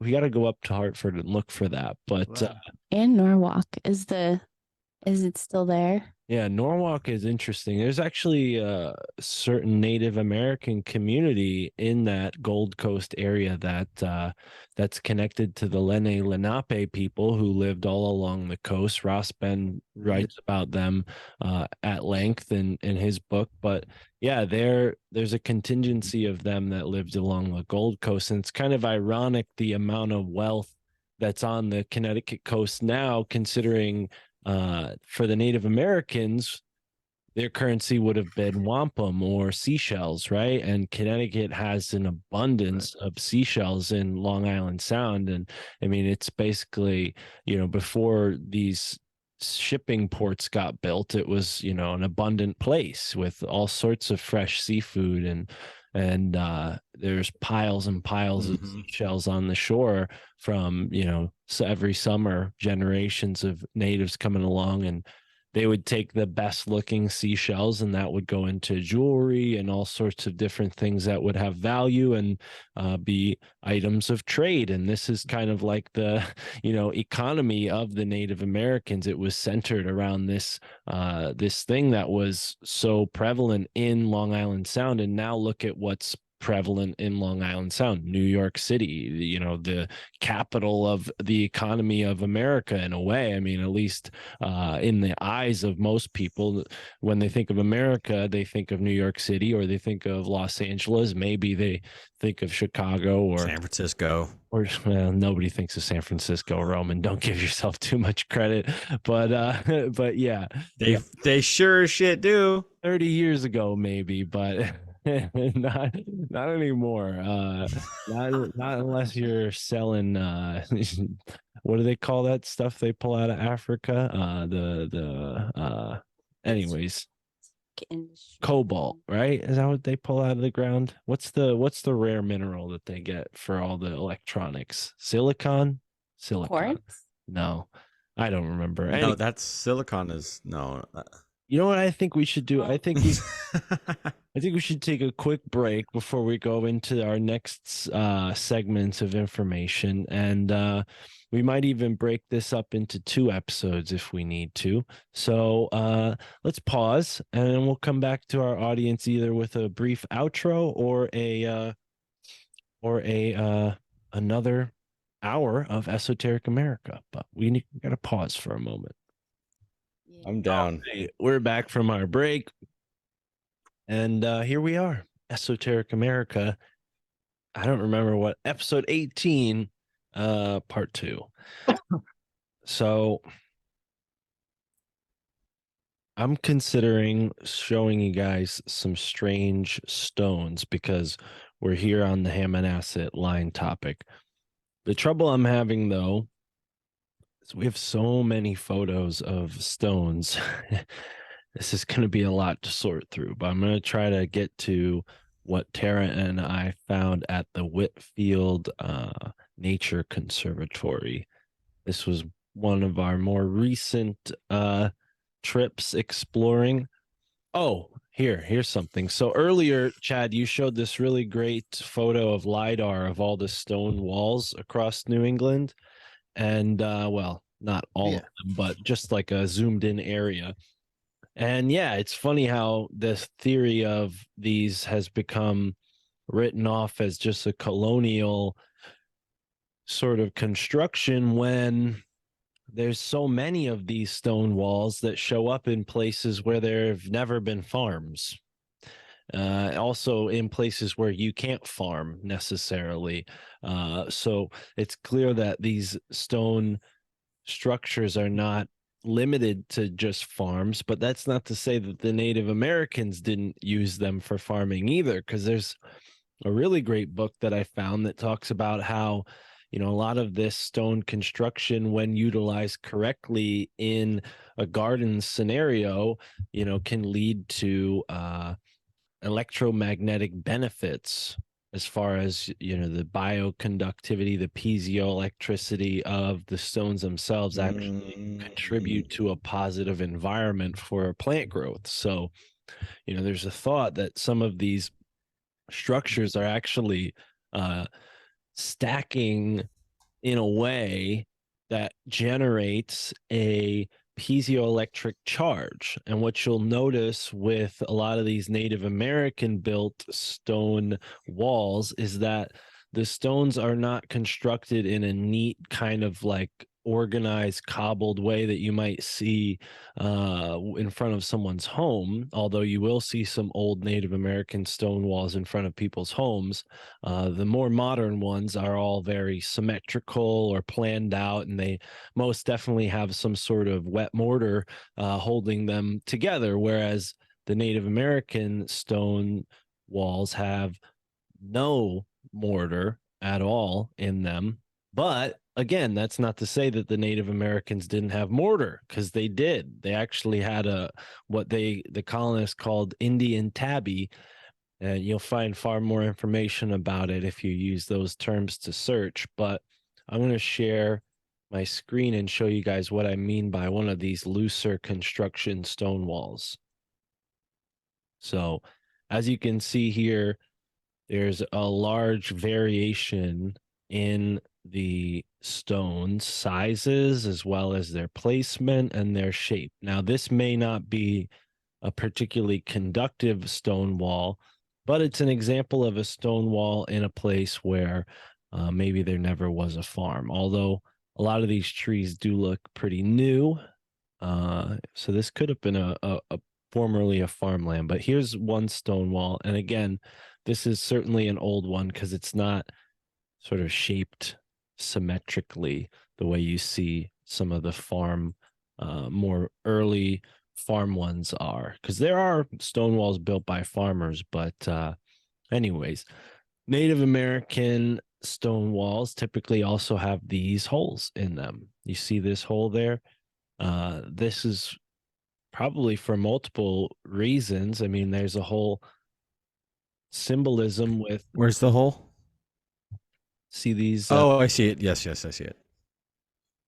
So there's a lot of symbolism around like the various shapes and aspects of these structures, but certain holes like this may be shaped a certain way to symbolize something. They may also be pointing at something or letting light in at a specific angle. Obviously, some of these stone chambers are aligned to different astronomical phenomena, but here's an example of a very large stone that's integrated in one of these stone walls. I mean, my hand is kind of large already, but this is a big boulder, and many of these stones that are used in the construction of these walls are so massive that you have to wonder, how much work was spent building this and why, if, all this farmland was just ultimately abandoned. So yeah, there's a lot of questions with these stone walls. There's a lot of stone walls that go straight up hills, and like I said, in places where you wouldn't imagine there needing to be, or necessarily a place where there's good farmland to begin with. So here's an example of more of a stone cairn or a stone pile, kind of at the end of one of the stone walls in front of a great big tree here. And as Tara and I were walking through this forest where a lot of these pictures were taken, we found a whole network of these stone walls. And we even found a place where some of these stone walls were as tall as 4 or 5 feet high, almost like a fort. There's also numerous stones that were blackened, like this one seems to be burnt or blackened. Maybe that's evidence of seasonal burnings, which we know Native Americans practice these seasonal burnings, and maybe these stone walls were a way of mitigating the spread of the fire, right? If you have these stone walls surrounding certain areas, you can light a controlled area on fire and have maybe people standing near the stone walls to put out the fire, or maybe the stone walls would just contain the fire themselves. But there's certainly evidence of some of these being burnt. And oh, look, there's Tara up on a fallen tree. And then we have a lot of stones that are close to these trees that have become integrated into the roots of the trees. I don't know exactly what that tells us, but it's just kind of fascinating to see how the trees and the rocks have these symbiotic relationships. And also, as you'll see later on in some of these photos, I mean, some of these rocks, they like get stuck in the roots of the tree, but then the tree somehow grows taller than the root layer, and the root layer grows upwards, and the tree rock becomes like this, like, chunk of rock just sticking out of a tree like 2 or 3 feet off the ground. It's kind of perplexing, like, oh, how did the tree grow like this? But yeah, it's pretty obvious that the trees like the rocks and the rocks like the trees. I don't know. There's also a bunch of quartz boulders that you'll see in these Native American stone walls. It's not kind of like a homogeneous selection of one particular stone. It seems more like quartz stones were used towards the top as maybe a way of seeing these things in the dark, or who knows, maybe it would reflect light at certain times of day. Here's another example of a very massive stone being utilized in this stone construction. If they're all just put together by farmers, and why would they go wasting their time putting these massive stones in when they could just use smaller ones, more smaller ones, right? So here's another site, really blurry pictures. Yeah, well, we did find one stone wall that was like a pen. We found out that it was like a pen for stray animals, and like the idea of the pound came from colonial times when farmers would let their cows just kind of wander around, and there would be like these stone walls where they would bring, you know, stray cows back to, so the farmer can come back and claim his cow. um, but yeah, that's just one example of maybe these stone forts or structures being, you know, kind of taken over by the colonists and you know, repurposing them. um, Here's another example of a type of stone that you see in these stone walls. And also, I should notice or point out the amount of lichen growing on these stones suggests that they're very old, or they've been above ground for quite a How while. far away is this place specifically from, like, I don't even, there's like the nearest house? There's actually a golf course pretty close to here, but this particular park is somewhere in the Ah, this particular park is somewhere in like the southwest corner of the state, near a golf course. But yeah, trying to find, here's a good example of a perched boulder. We have a boulder that's very large, probably weighs, you know, several hundred pounds, and it's on top of a pile of stones. And you know, the common explanation for this is, oh, it's just, you know, the result of glaciers. But clearly these were significant stone structures to whoever lived here long ago, and they did not get this way by accident or just by some massive weather force. I think these again are generating some sort of energy, maybe piezoelectricity, because of the, you know, gravity or the electromagnetic pull of this weight of the stone on the much smaller stones beneath it. There are more sort of fantastic examples of this in places like North Salem, New York, where you have a huge, massive boulder and it's stood on top of three tiny little rocks. And I have some pictures of those that I'll show later. But yeah, here's another. some of those places too, with if they have like more of that just magnetic anomaly, like there's just more earth energy there, then maybe they knew you know, how to maneuver big stones using the force of the earth as well, like leverage, but also magnetism potentially, Well, like and that good old Edward Leedskalnin guy.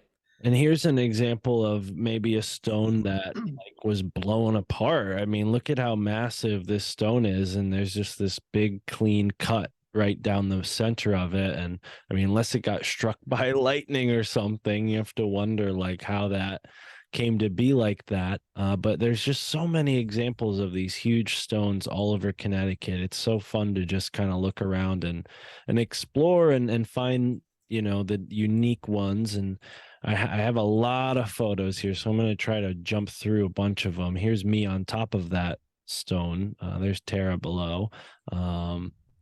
And then, Oh, just saying also, man, I'm gonna bring it back to magnetism again.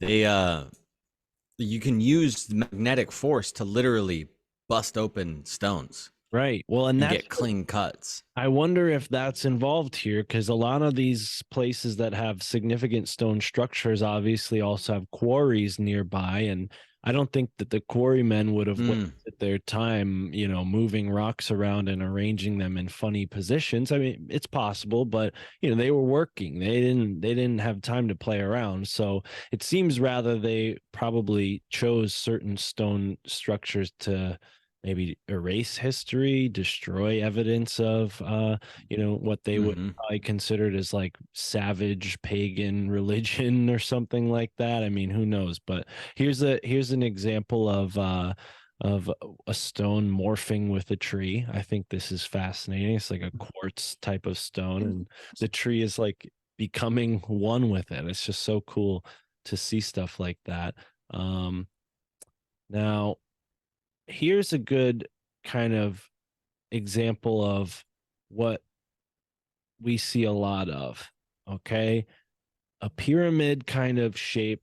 You know, obviously we could read into it, but it's a very straight line. And then this stone that looks very square, very, you know, almost like this position, this place had been quarried.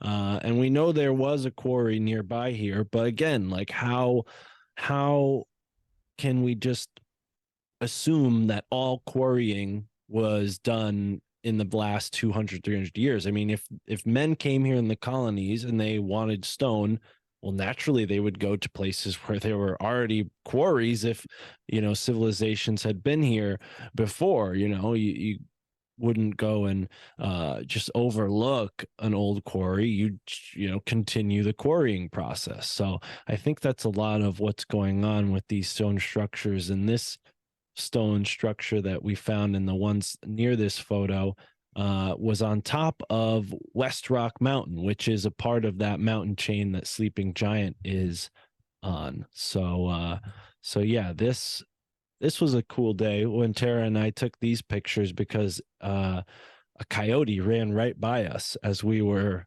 exploring these stones, and it was like, it could have been a large fox. I mean, it was colored differently than I normally am used to seeing coyotes, but it was just, you know, one of those magical kind of days, right? And now here's a stone that's really resting on top of another stone. These stones were not once the same stone. It's almost as if these massive stones had been stacked on top of each other. And again, you see this over and over again with these structures. And I wonder if there's a ceremonial significance to that, right? I mean, Roman, as you're saying, there's probably some magnetic capabilities that humans have. Well, Dan Winters, who we were talking to, he talks about how shamans can steer tornadoes with their mind. Well, what if shamans can also levitate these stones and stack them on top of each other, right? I mean, and exactly right. I'm making the suggestion. I'm not think, like, put ourselves in their shoes too. Like, there wasn't any technology or anything. It was just them and their bodies raw. You know, here's a good way to get a sort of gauge for how big the stone is. There's Tara next to the stone. She's about average height, and yeah, this is a very massive stone. Again, stacked on top of another one. There we are on top of the. That's awesome. Yeah, and I think this was even like a little like cave down there, some kind of. I mean, the amount of leaves that are on top of these stones, it's hard to tell if there's like a cave in there, but yeah, it's an example of what we would think of in the Native American view of these stones as like a spirit portal or gateway to the underground. Anytime you have like a cavity in the rocks leading into, you know, an underground space, right? Here's a really striking example of possibly human activity on these same rocks, right? This very angular cut, almost like a cross right down the center of this big massive stone here. I mean, it's I would be, you know, really blown away if somebody tried to tell me that rain did this. I mean, how does rain make this exact straight line, right? It's just crazy. But yeah, something's been going on. And here's even a triangle cut out of the bottom of it right there. So I don't know whether this means there's ancient activity going on here or maybe even just modern activity. Clearly, this was a place that had a lot of stone, and people were here messing around with it. These big, massive stones, they almost look like they had been toppled over. Here's a cairn we found right there, this pile. Again, there's so many leaves, it's kind of hard to tell, but this is the kind of on the slope of a hill, and I'm on the bottom looking up, and here is a cairn. Maybe there's somebody buried underneath it. Maybe it once was taller. We can't really be sure given the quarrying activity. it's a marker to know where you are, where they are. Yeah, a travel marker. And there's also these stone walls, of course, leading to and from this place with a bunch of massive boulders. So yeah, here's some stones. Here's a nice circle cut all the way through a very big stone. I mean, that could just be um, some kind of modern thing, but some more circle cuts. They use this device called, like, I think it's called a Lewis to do this kind of stuff, where they pick up these massive boulders. And I mean, it's not totally strange to see this kind of stuff. This is just some boulders we saw kind of piled off the side of a road. Uh, my best guess is that it just is the result of road work and not some sort of construction. But anyways, kind of cycling through photos. Here's another one of these weird cuts that, I mean, kind of looks like what we've seen, these sort of diamond, uh, kind of oblong diamond Native American patterns that you see on certain like blankets and whatnot. Do you know what that kind of design or pattern is called, Tara? But you guys can see here this sort of diagonal shape cut into the stone. And yeah, there's just so many of these all over the place. Here's another stacked stone. And now we're kind of getting into some pictures that were taken along the Hammonasset line at a forest that is along the Hammonasset line. And something that you kind of pointed out, Chad, with the proximity of these things to the line, I've started to wonder if the line, whether the ley line is, the Hammonasset line or whatever line we're looking at on the globe, I wonder what the width of these lines are. I mean, it seems like there's some sort of, even like a helix, a DNA spiral kind of helix pattern going on. Sure. And the line is just like the axes or the spine of that. But because you don't just find these sites lined up directly with the Hammonasset line. You find them, in conjunction with the line, is sort of a little distance away from it. But yeah, here's some more stone walls that we found. Again, these very massive boulders that it just don't make sense to be used. Like if you were building one of these stone walls, why would you carry a huge massive stone like that from wherever it came from just to plop it down on this very short wall, unless it was, already there, in which case, why not just leave it where it is? I don't know. I mean, it's just, to me, do we have any indigenous stories as to the purpose of the wall, or was it a border? No, well, there's definitely different theories. They were using them for farming. They were using them to, possibly keep sort of certain calculations with what time of year it was, maybe also to mark borders. But I don't know if they would have necessarily been like border in the same way that we think of like property, like, oh, this is my side, this is your side. Like, I don't know. But yeah, just to have a marking, maybe. Here's a field near that. Like, I am here at the wall, or meet me at the wall. Yeah, there's some pretty massive stones in this field that were kind of grown over by bushes and whatnot. They're hard to see, but yeah, in this field, this is that forest behind Tara there. That's where all of those pictures you just saw, for the most part, came from. But then we find this massive stone menhir in our hometown, menhir, standing stone. It's like huge. It's taller than me. It's like 7 or 8 feet tall. Probably weighs several hundred, maybe even a ton, or who knows. But the common explanation is that some farmers put it there, but I really don't believe that. I think, the farmers definitely wrote their names on it, but I don't think that they put it here, because we know Native Americans were in this area. We know that they had stone structures in certain places around Milford, and right to the left of this stone structure, the house, the properties all have these really old, really massive, really wide stone walls, the same type that the Native Americans would have used in maybe more of a fortification sense, right? So to maybe elaborate on your question, Roman, I think the stone walls probably served different purposes depending on where they were.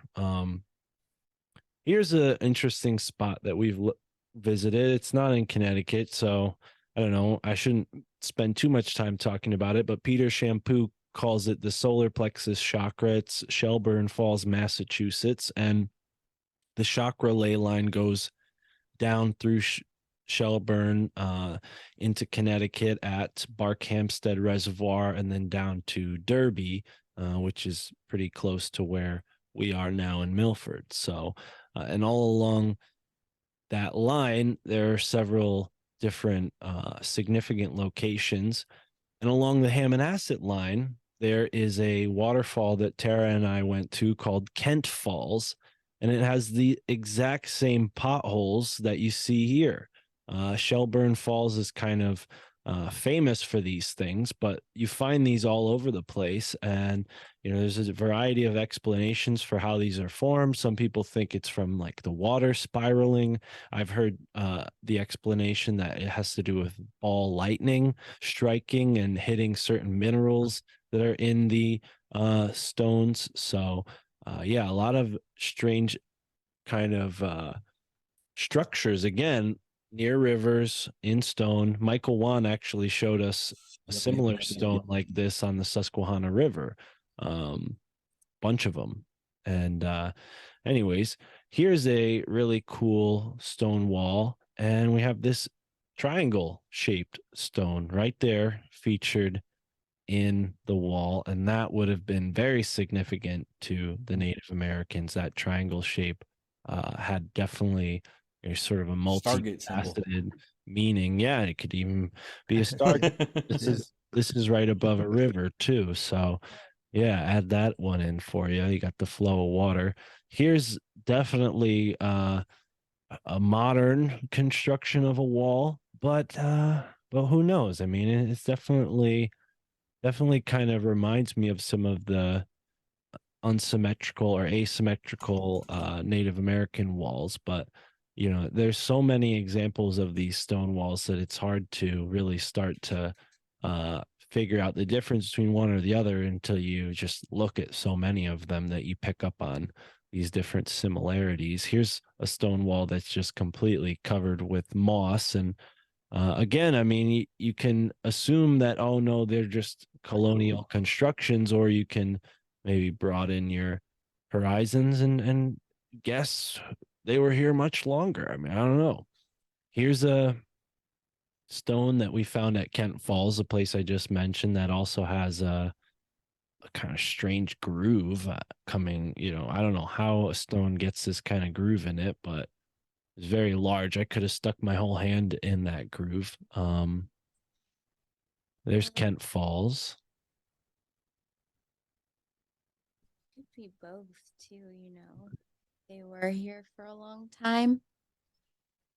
Could be both, yeah. More pictures from Kent Falls. Drawn to it because we were there before. Here's a picture of Tara on top of a massive boulder that's right on the Hammonasset ley line.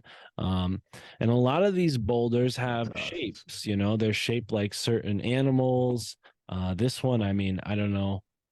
I never really thought about interpreting that way until now, but yeah, a lot of these boulders have different shapes to them and would have been kind of like significant markers for people traveling prior to roads and all this stuff, right? I mean, these Hammonasset line, this path, this would have probably been a migration line too, to a certain extent, to go from the coast to the Great Lakes.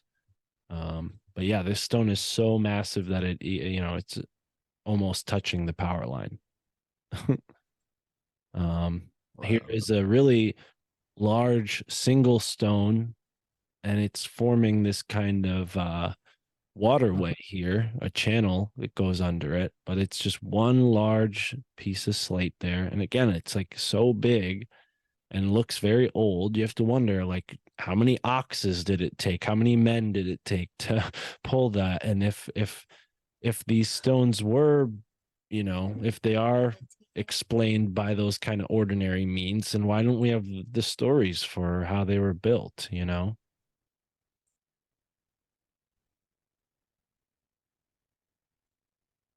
So a lot of old, and this actually is right next to a Native American reservation, the Scaticoke Reservation, in the northwest corner of the state. It's where we found this stone wall. It seems very old. Seems like it's kind of fitting with the Native American style, and it's also along the Housatonic River. Now, this site that we're about to see is one of my favorite places that Tara and I have visited. Well, first of all, I mean, what do you think that looks like, folks? Is that not a turtle? Is that not a turtle rock? Like, here's the mouth, here's the eye right there. Here's his shell. Totally. And this is a huge stone outcropping in the forest.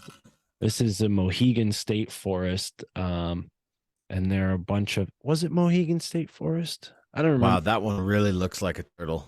Right. Yeah, I know, right? I mean, it's just, yeah.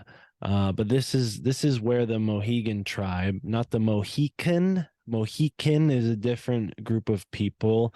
They may be related. I mean, just based on the name similarity, they could be related, but the Mohegans are in the southeast corner of Connecticut along the Mohegan River, which is now called the Thames, the River Thames.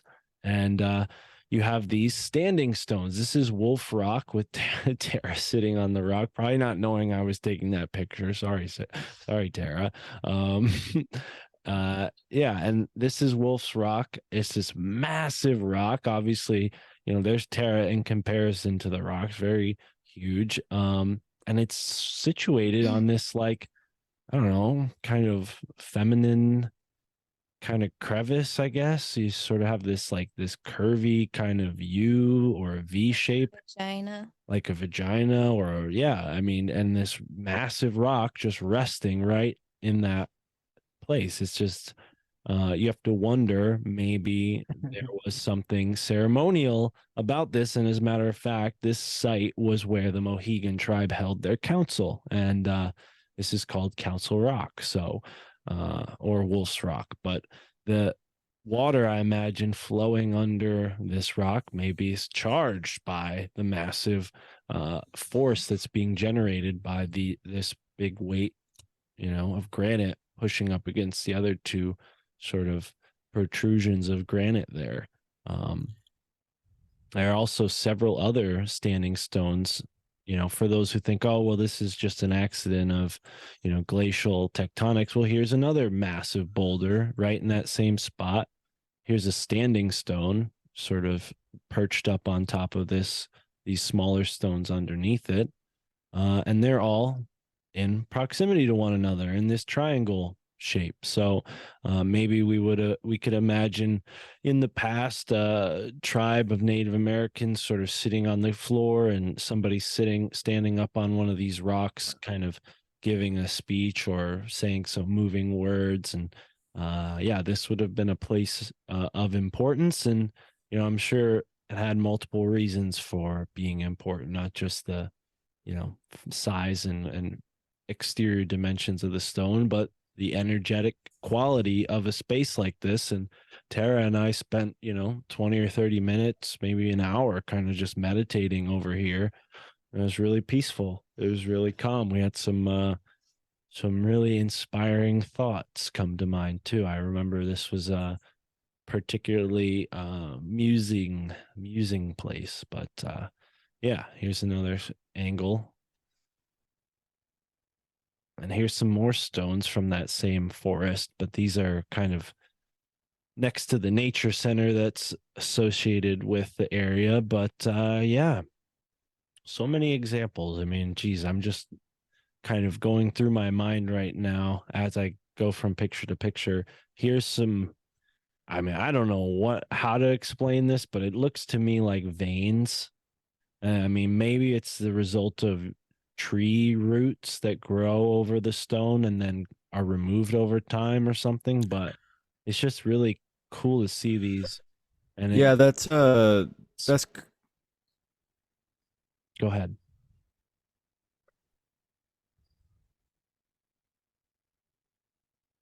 Roman. Oh, sorry, I lagged out there for a second. It was kind of choppy. Yeah, those are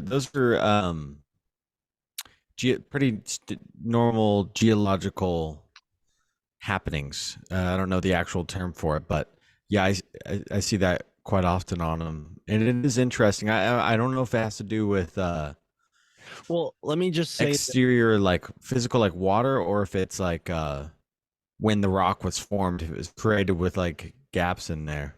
now I do agree with you, but here's the thing. I'm trying to sort of let go of some of our conventional thoughts on geology because, as Chad showed us, there were giants in these parts. And there's a very fascinating researcher named Roger Spur. He's a doctor, professor, or something like that, who spends a great deal of time on his YouTube channel trying to support his hypothesis that many of the stones that we find are fossilized body parts of giants. So, with that in mind, I mean, look at the pattern on the stone and think of this as possible. Oh, before the flood.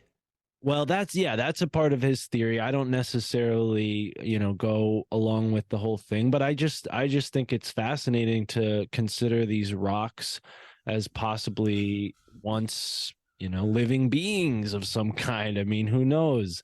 But yeah, I don't really have much more to say on that. Yeah. I didn't want Chad to miss that part because it is kind of connected to what he showed us with the mountains and whatnot. But Or they are still alive, like well, yeah, I do their think own Very much so. business. Yes, Yeah. I don't mean it like that, Tara. I mean, like, maybe our idea of being as they are now was once different than as they are now, in the sense that they would have been maybe more human like. Because I remember reading this story very long ago about how the planet was once a gaseous planet, and these giant gas beings whose frequency was so high couldn't sort of acclimate to the changing earth and its denser frequencies. As the earth's frequencies densified,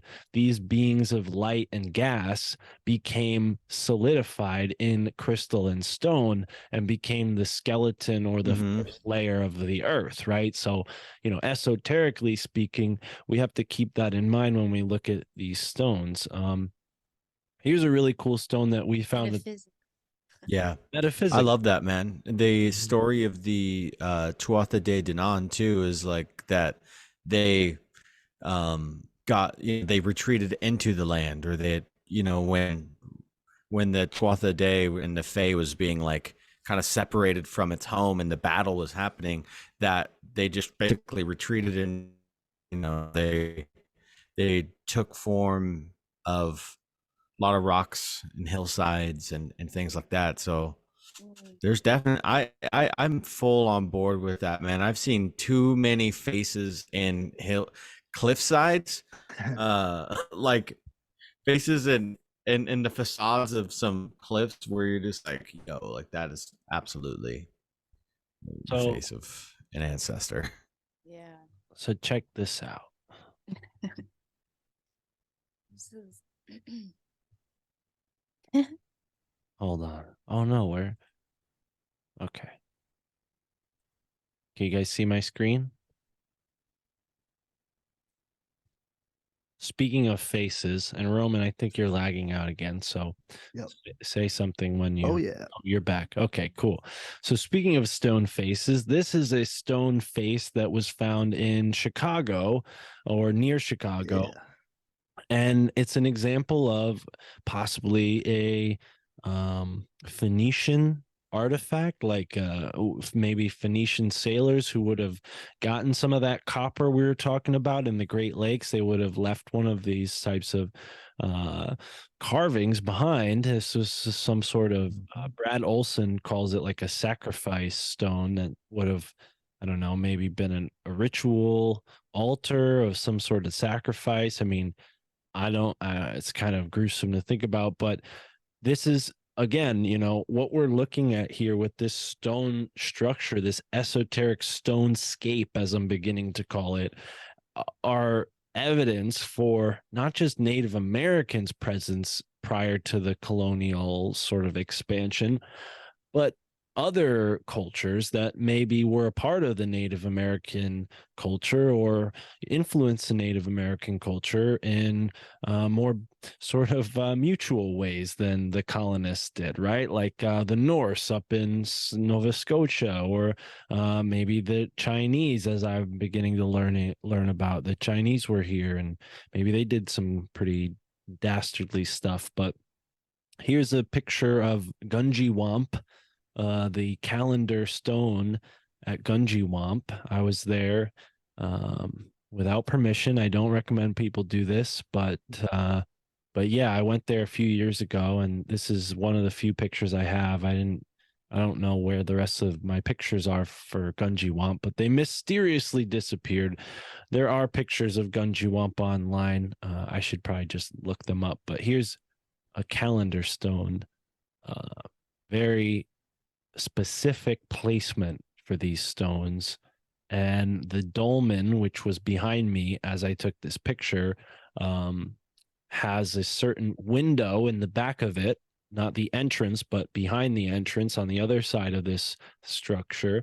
There's a pinhole type window where light will come through on the equinox. And, you know, if all of these stone structures are for the most part situated along this Hammonasset line that also is in line with the equinox, I mean, it's literally, if you looked at it from like above and you put the center point at the tip of Long Island, it would be a direct line of equinox, the same angle as the line of equinox is from our perspective on the ground. So yeah, here's another picture of the calendar stone.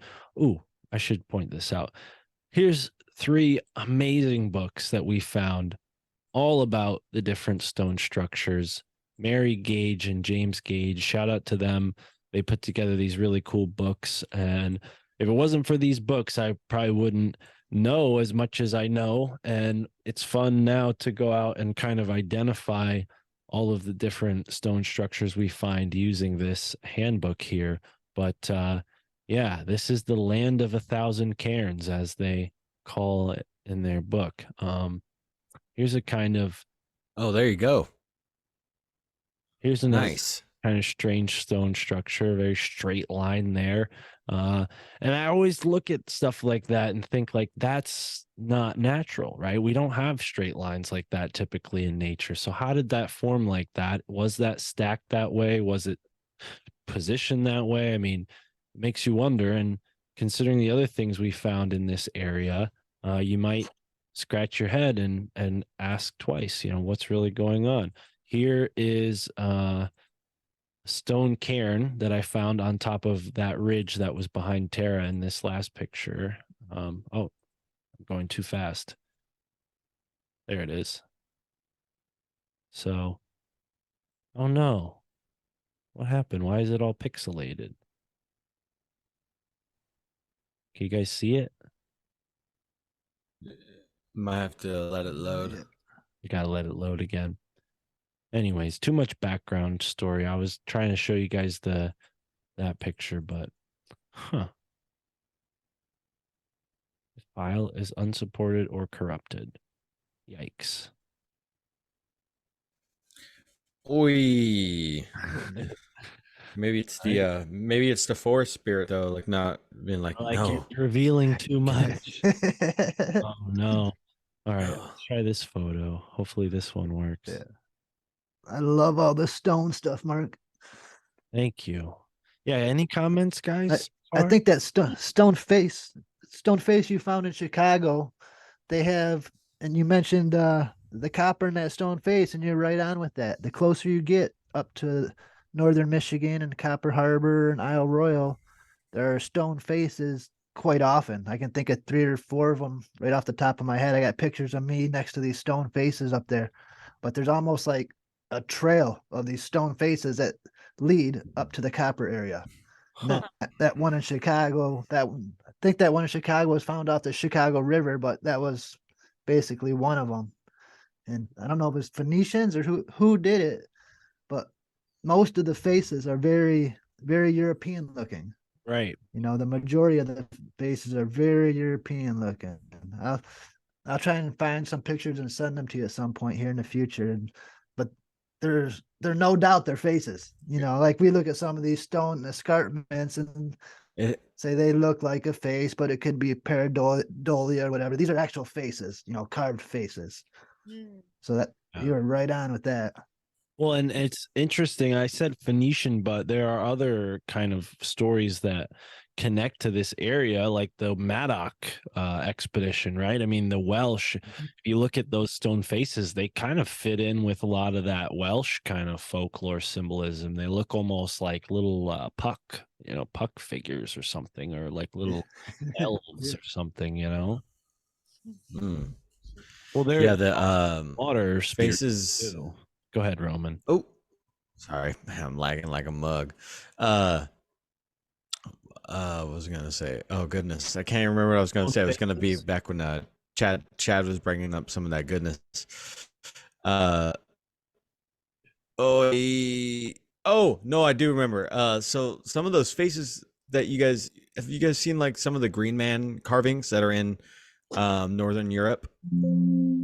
Some of the like they kind of have that, like how the mouth was splayed open like that. It was almost like this like specific expressive emotion that it's displaying. I've seen that somewhere, specifically in some of the structures, like architectural structures in Northern Europe, and I can't remember. It might have been like Skota or something. But yeah, I wonder, because then there's that connection, if that's the case, to like ancient India and stuff too. It's super interesting. I was just looking at this book yesterday called Out of Place Artifacts, where it just kind of, and I was looking for New Haven specific. I was like, come on, give me some Connecticut juice. I didn't find anything. You guys know what I'm talking about? Well, you know what? I'll give you one. I mean, Chad gave us an UPA with the whole giants. I mean, technically those would be out of place to the mainstream, but not out of place with our alternative theories. But there are stories of men who have been found buried, long dead, buried in armor, suits of armor in New England, and some people connect that to the whole Templar lore with Newport. Oh shit! Whatnot, but yeah, that would kind of be an out of place thing, because we are told that the Native Americans, for the most part, didn't have metallurgy at all, right? I mean, they maybe had certain metals that they were able to trade and find or manipulate, but they didn't, you know, get that far in the process of developing like steel weapons and things like that. So, you know, they must have come from somewhere else, right? Out of place. But yeah, that's a good, I feel like out of place artifacts are one of the many things that people have that we need to have, like in our kind of esoteric America bingo cards, like, you know, like that's what we should create for this show. That's a good one. Is an Esoteric America bingo card. And that way, you know, people can check off some bingo cards and be like, okay, I found this, I found mounds, I found out of place artifacts, I found stories of Bigfoot. That's 3 in a row. I'm going on the show, you know. Bingo. Secret society. That's awesome. Yeah, any sort of boys club or like secret club. Okay, I got that'd be a good idea. Let's create that. I got one last thing before we wrap up, because we are getting towards the end here. But I do have some files saved on my computer rather than my phone that we can look at. I think that's why there's a problem, because all those pictures we just looked at are on my phone, which is connected through a wire. So anyways, yeah, I have some and Chad has seen these. You both have seen these photos in the Telegram. The birdstone that Tara and I found on the Hammonasset line. So I put together a few slides for that. We would talk about it on the show. So here we go.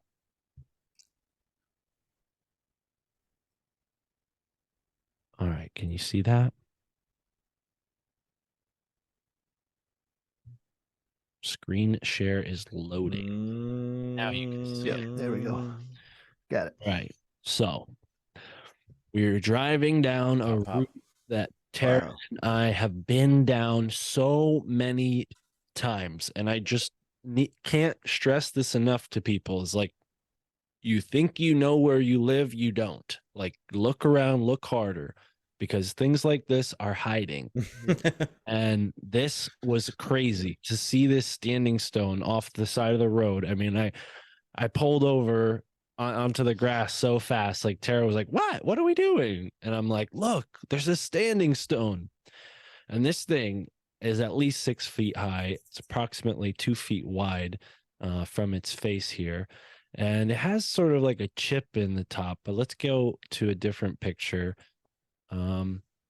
See that chip in the top? I don't know. Oh, poor bud. Gave me a sense that it was maybe at one point shaped a certain way, or maybe that's shaped that way intentionally, but it's very large. As you can see, Tara's standing behind it, only really a foot behind it. And also there's this stone with a quartz band right there, right next to it at the base. So it's sort of creating like this there. Those quartz bands are significant. You'll see those utilized in a lot of these ceremonial stone pictures. So we find this standing stone, and then sure enough, I look over on the other side of this pine tree that you see there, and I see what looks like a freaking stone anvil. And I'm like, holy moly, what is this?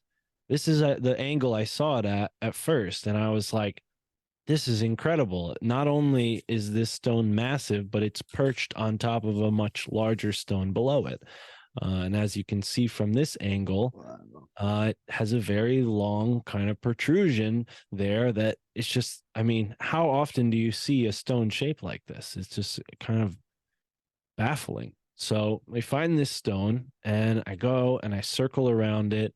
I get a few photos of it, but my favorite photo next to this one, me kind of posing like a bird next to it, is this photo, because to me, it just looks so much like a bird. I mean, that's what I thought of. And I even created another slide.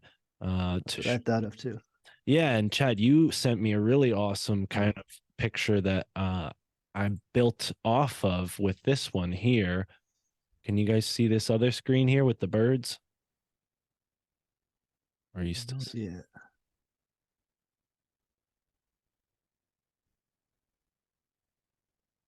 Hold on. Boom. There we go. Seeing you. Now you're seeing me, and now you're about to see the birdstone in a moment now. So I got to ask you, Mark, when you got up there in that stone, did you naturally have the inclination to fly like a bird? Like, was that just your natural feeling? Yes. And I had already seen it from this angle. And I don't know. I mean, we were both like, it's a birdstone. So yeah, I was flapping my wings. Yeah, that's awesome.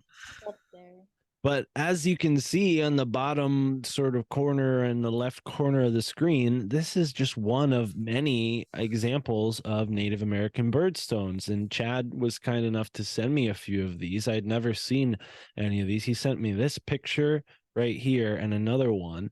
But yeah, this is like kind of a thing in Native American culture. You have these little portable stone statues, and some of them are even made into like pipes. You know, we have this pipe stone bird here.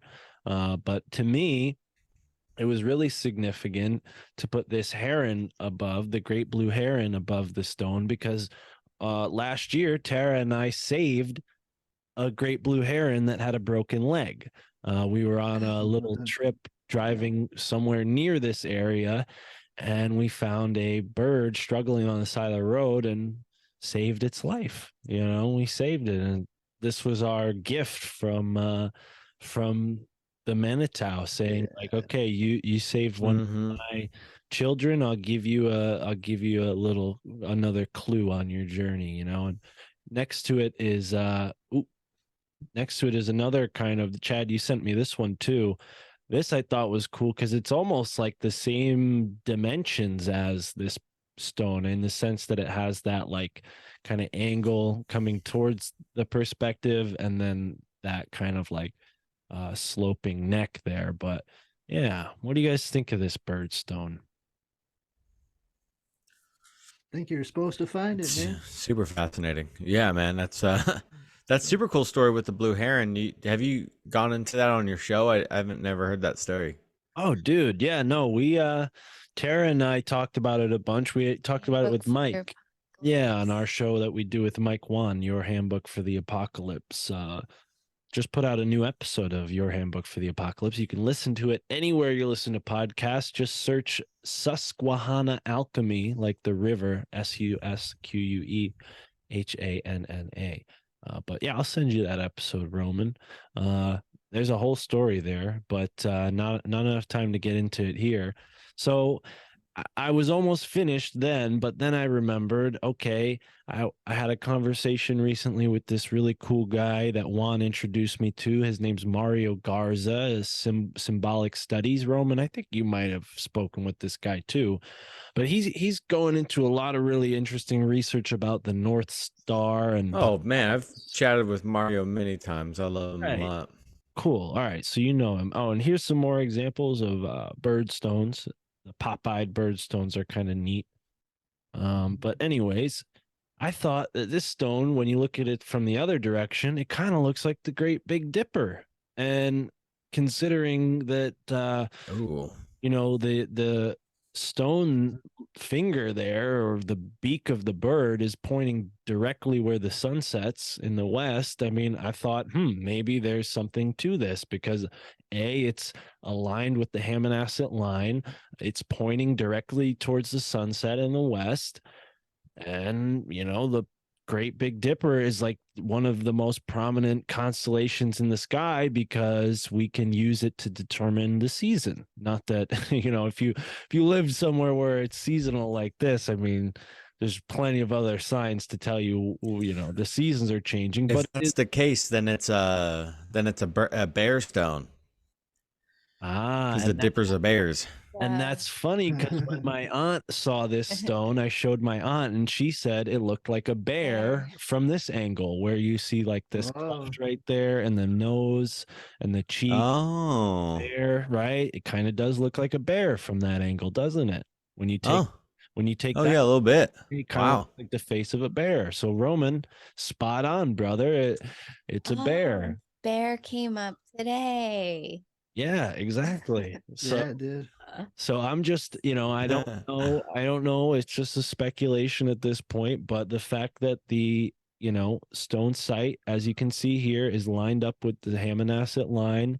The line doesn't directly cross over the site right there. I just did that for the visual, but it goes by the road. And I've been very careful to not say what road this is on and not where it is, because I just don't want too much attention attracted to this place until I can maybe tell somebody like Glenn Chrisberg about it, the guy who wrote all about the Hammonasset line. I'm sure Chad's familiar with him, since there you go, Spirit in Stone.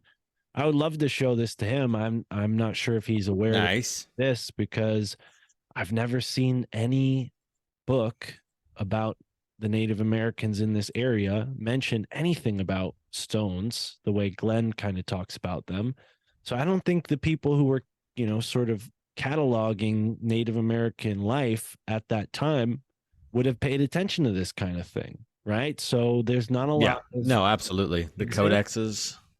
Well, yeah, there's not a lot of examples, because they were more concerned with just turning the Native Americans into Christians. So they just focused on their language, translating their language, and figuring out, you know, maybe what they believed religiously, and kind of using that to convert them. But yeah, I mean, outside of like Ezra Stiles, who was a president of Yale College, there weren't many people interested in the stone structures of Native Americans. But, Ezra does talk about these Manitou stones, these people-shaped stones. And that's kind of what those triangle stones that I showed you before may be. Too, to make that connection between the religious philosophies and the stone structures, and Ezra Stiles, how he was kind of like the middle man between the two. Right. Translating this ancient knowledge that's kind of, you can't really put into words. Well, and those are the people that we've entrusted their history. It's like, what, it's about time we talk to the Native Americans themselves about what these structures are, because back then, it was translated by these people who had other agendas. I mean, mostly their agenda was to Christianize, as I kind of put it, or colonize these people. And it's not just the Native Americans. It's happened all over the New World, and Africa and Southeast Asia, Australia, anywhere that there's been a European colony, this sort of thing has gone down. So Connecticut, the river colony, certainly has many secrets in store. We're only 2 episodes in, and we still got so much more to talk about. But Roman, Chad, Tara, I've done a lot of talking. You guys have any thoughts to wrap up on? Any final things you want to add to the conversation before we go? I was excited we talked about stones all night, man. I'm a big rock hound, and you made me want to come to Connecticut more than ever. Absolutely. I think we made a lot of cool connections tonight. The bear connection, and I think we're divulging a lot of new stuff about Connecticut that nobody's ever heard before. And we got 2 episodes to go. It's going to be sweet. Dude, thank you. Yes, you're welcome anytime. Tara and I would love to show you around. We could make a whole weekend out of it. There's enough places to fill up a whole week, really, if we wanted to. But yeah, there are a few places that I would love to give people a tour of. I already have given people a tour of New Haven, so I want to just say, I think next episode, maybe we'll set our sights on New Haven proper, the city, and just kind of look at all the architecture and maybe some of the characters. P.T. Barnum, he's kind of known more for his work in Bridgeport, but we definitely want to have our friend on to talk about that. I want to find the email he sent me before we wrap up so we can give him a shout out. Ooh. Okay. While you're doing that, let me pull up. I have one more thing on Barnum, and then I'm done. I found this book, and I want to read this excerpt from it because it just paints this picture of honestly how I feel about the guy. And it's in this book that's about the Fiji cannibals, which is one of his final soirees. It was one of his bigger, basically didn't capture. He rescued these cannibals that were being held captive in Fiji, and then he used them as part of his attraction. And so it's one of the many stories of this guy. Ridiculous, but kind of wanted just to, since I brought him up earlier, wanted to close out with this quote here. This chapter extends the previous chapter's reading of Barnum and national racial disclosure by exploring the means by which the topic of cannibalism transformed into a narrative about people and places. We have seen how the discourse of race, while specifically about American Indians and African Americans, but equally revealing about whiteness, operates through general practices of museum making and collecting, particularly during the late 19th century. In closing, inspecting the figure of P.T. Barnum and his social milieu, we have come to understand how his persona and enterprise embody a racist and imperialist position, a proposition with which his biographers have been reluctant to grapple. His biographers, including the account in his own autobiography, have gotten him off the hook by claiming, as did Vanity Fair in the quote above, that he was merely a scapegoat for moralist. While the term scapegoat suggests that he has been unfairly targeted, it equally suggests that he has been ceremonially installed at the center of the Columbian Project, a characterization which supports the basis of my argument. Barnum's biographers have also exonerated him by claiming he was simply translating popular taste into private profit. Building on such observations, I want to redirect our critical gaze and a pivot point of this translation. In what ways did Barnum's influential productions build upon popular opinions, and in what ways do they parallel official policy? By now, it should be clear that seemingly cutaneous events of Barnum's treatment have non-white ethnic others in profit-oriented exhibition and the response of average Americans in the press to cross-racial exchanges, and some excessively violent, others more systemically pernicious. Pernicious. Mark. You got it. You did Pernicious. it. There you go. Are part of a complicated mixture of issues which are tangibly and inextricably bound up with what emerges as imperialist, official, governmental, domestic, and foreign policy. In this chapter, I'm interested in ascertaining the means of which Barnum's presentation, a wilderness of wonderful, instructive, and amusing realities, collapses into the Columbian Project and the theory of manifest destiny, which gave expression to anxieties about cannibalistic devouring of out-of-control savagery and the insatiated itself in the process of swallowing and devouring as much territory and as many Indians among other non-Westerners as necessary to fulfill its expansionist civilizing vision. Yeah, please send me that PDF, brother. I'd love to read that, because that fits right into a lot of what I'm theorizing with these universities and these people who went about studying the Native Americans only to build this case for Western expansion, a spiritual war. Yeah, absolutely. Well, wonderful. I'll put it in the chat.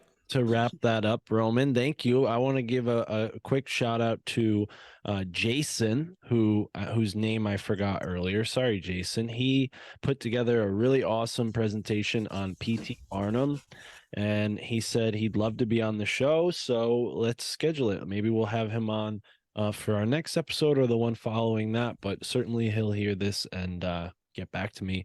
I also want to give a shout out to another listener whose name is also Mark. Shout out to Mark Metallic. Nice. He is a Micmac native from Metallic Mark.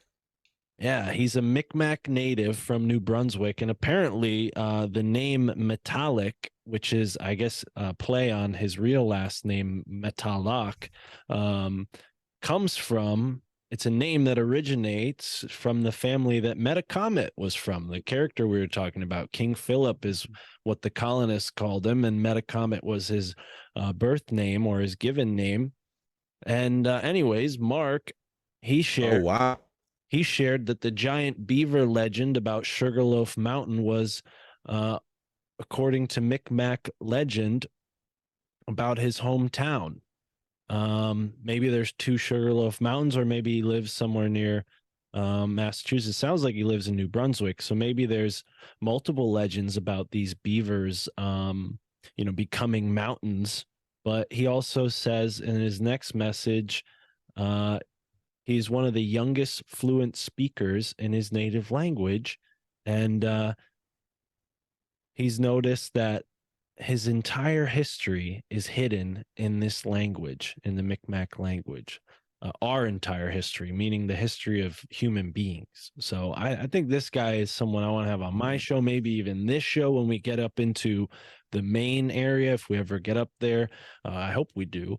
He also says that according to the Gluskap myth legends, and Micmacs were called Taratines. The British colonies called the Micmacs Taratines. So how's that for all you Tartaria heads? Go follow that rabbit hole wherever it leads. And then speaking of heads, we've got a bunch of crazy people in our YouTube comments. And I want to just give a head count to all 26. What's that? Shout out to all of you and all nearly 800 people who have watched the show, our last episode. Shout out to everybody who's tuned in. We've been doing really well. Thank you guys. Episodes. So I just want to read a few of these messages because they're really nice, and some of these people live in New England. So let's see. I live in New England. This is Kat. Kat says, I live in New England now, but when I lived in San Diego, one of the streets I lived on was Narragansett Avenue. I've also had questions about all the stone walls everywhere. Well, hopefully this episode gave you some answers and the official explanation for them. Looking forward to a video on those. Well, you got it. And woolly mammoths. I don't know what she meant by woolly mammoths, but maybe we need to look and see if there's woolly mammoths somewhere in Connecticut. Oh, you know what else about that real quick, just on that topic? Go ahead. I just went through a rabbit hole of digging up like all these elephant rocks that are all around the world too. There's all these like what look like literally fossilized elephant in rock facades, man. And talk about giants being preserved in rocks. Yeah. Maybe there is something to that there. That'd be beautiful. All right. Yeah, we should look into that further. So then we got another one from Saint Paladin 77 who says we should look into the black dog of Meriden. Meriden is pretty close to New Haven. So yeah, we should talk about that next episode. Let's see. We also have someone named Guyana Spice who says, you aren't crazy. I heard you on Old World Florida or Andreas Curtis's channel. You are great. Looking forward to more. I don't do drugs and I still respect your knowledge. I don't do drugs either. What are we talking about here? I smoke pot. I think people are impressed that us four stoners. Well, Tara doesn't smoke anymore. But us three stoners can churn out all this knowledge and still be high. So, yeah, we're giving a little bit of credit back to the stoners of the world. Light one up if you're out there listening. And then shout out to Jeremy who says, what's up, Mark? I grew up in West Springfield, Mass on the Connecticut River. Still got family there. Love this research, guys. Keep making it happen. So we got a bunch of people who are loving what we're doing. Awesome. Love that we're talking about Connecticut. So just a little bit of a shout out to them and everyone else in the comments. And Chad, Roman, thank you so much for doing this with us. Tara and I love this show. We love doing it every week. And, we weren't able to do it this past Tuesday, but we'll get back into stride and put another episode out and keep trailing, blazing a trail through esoteric America. Until next time, folks, thank you for tuning in and happy trails.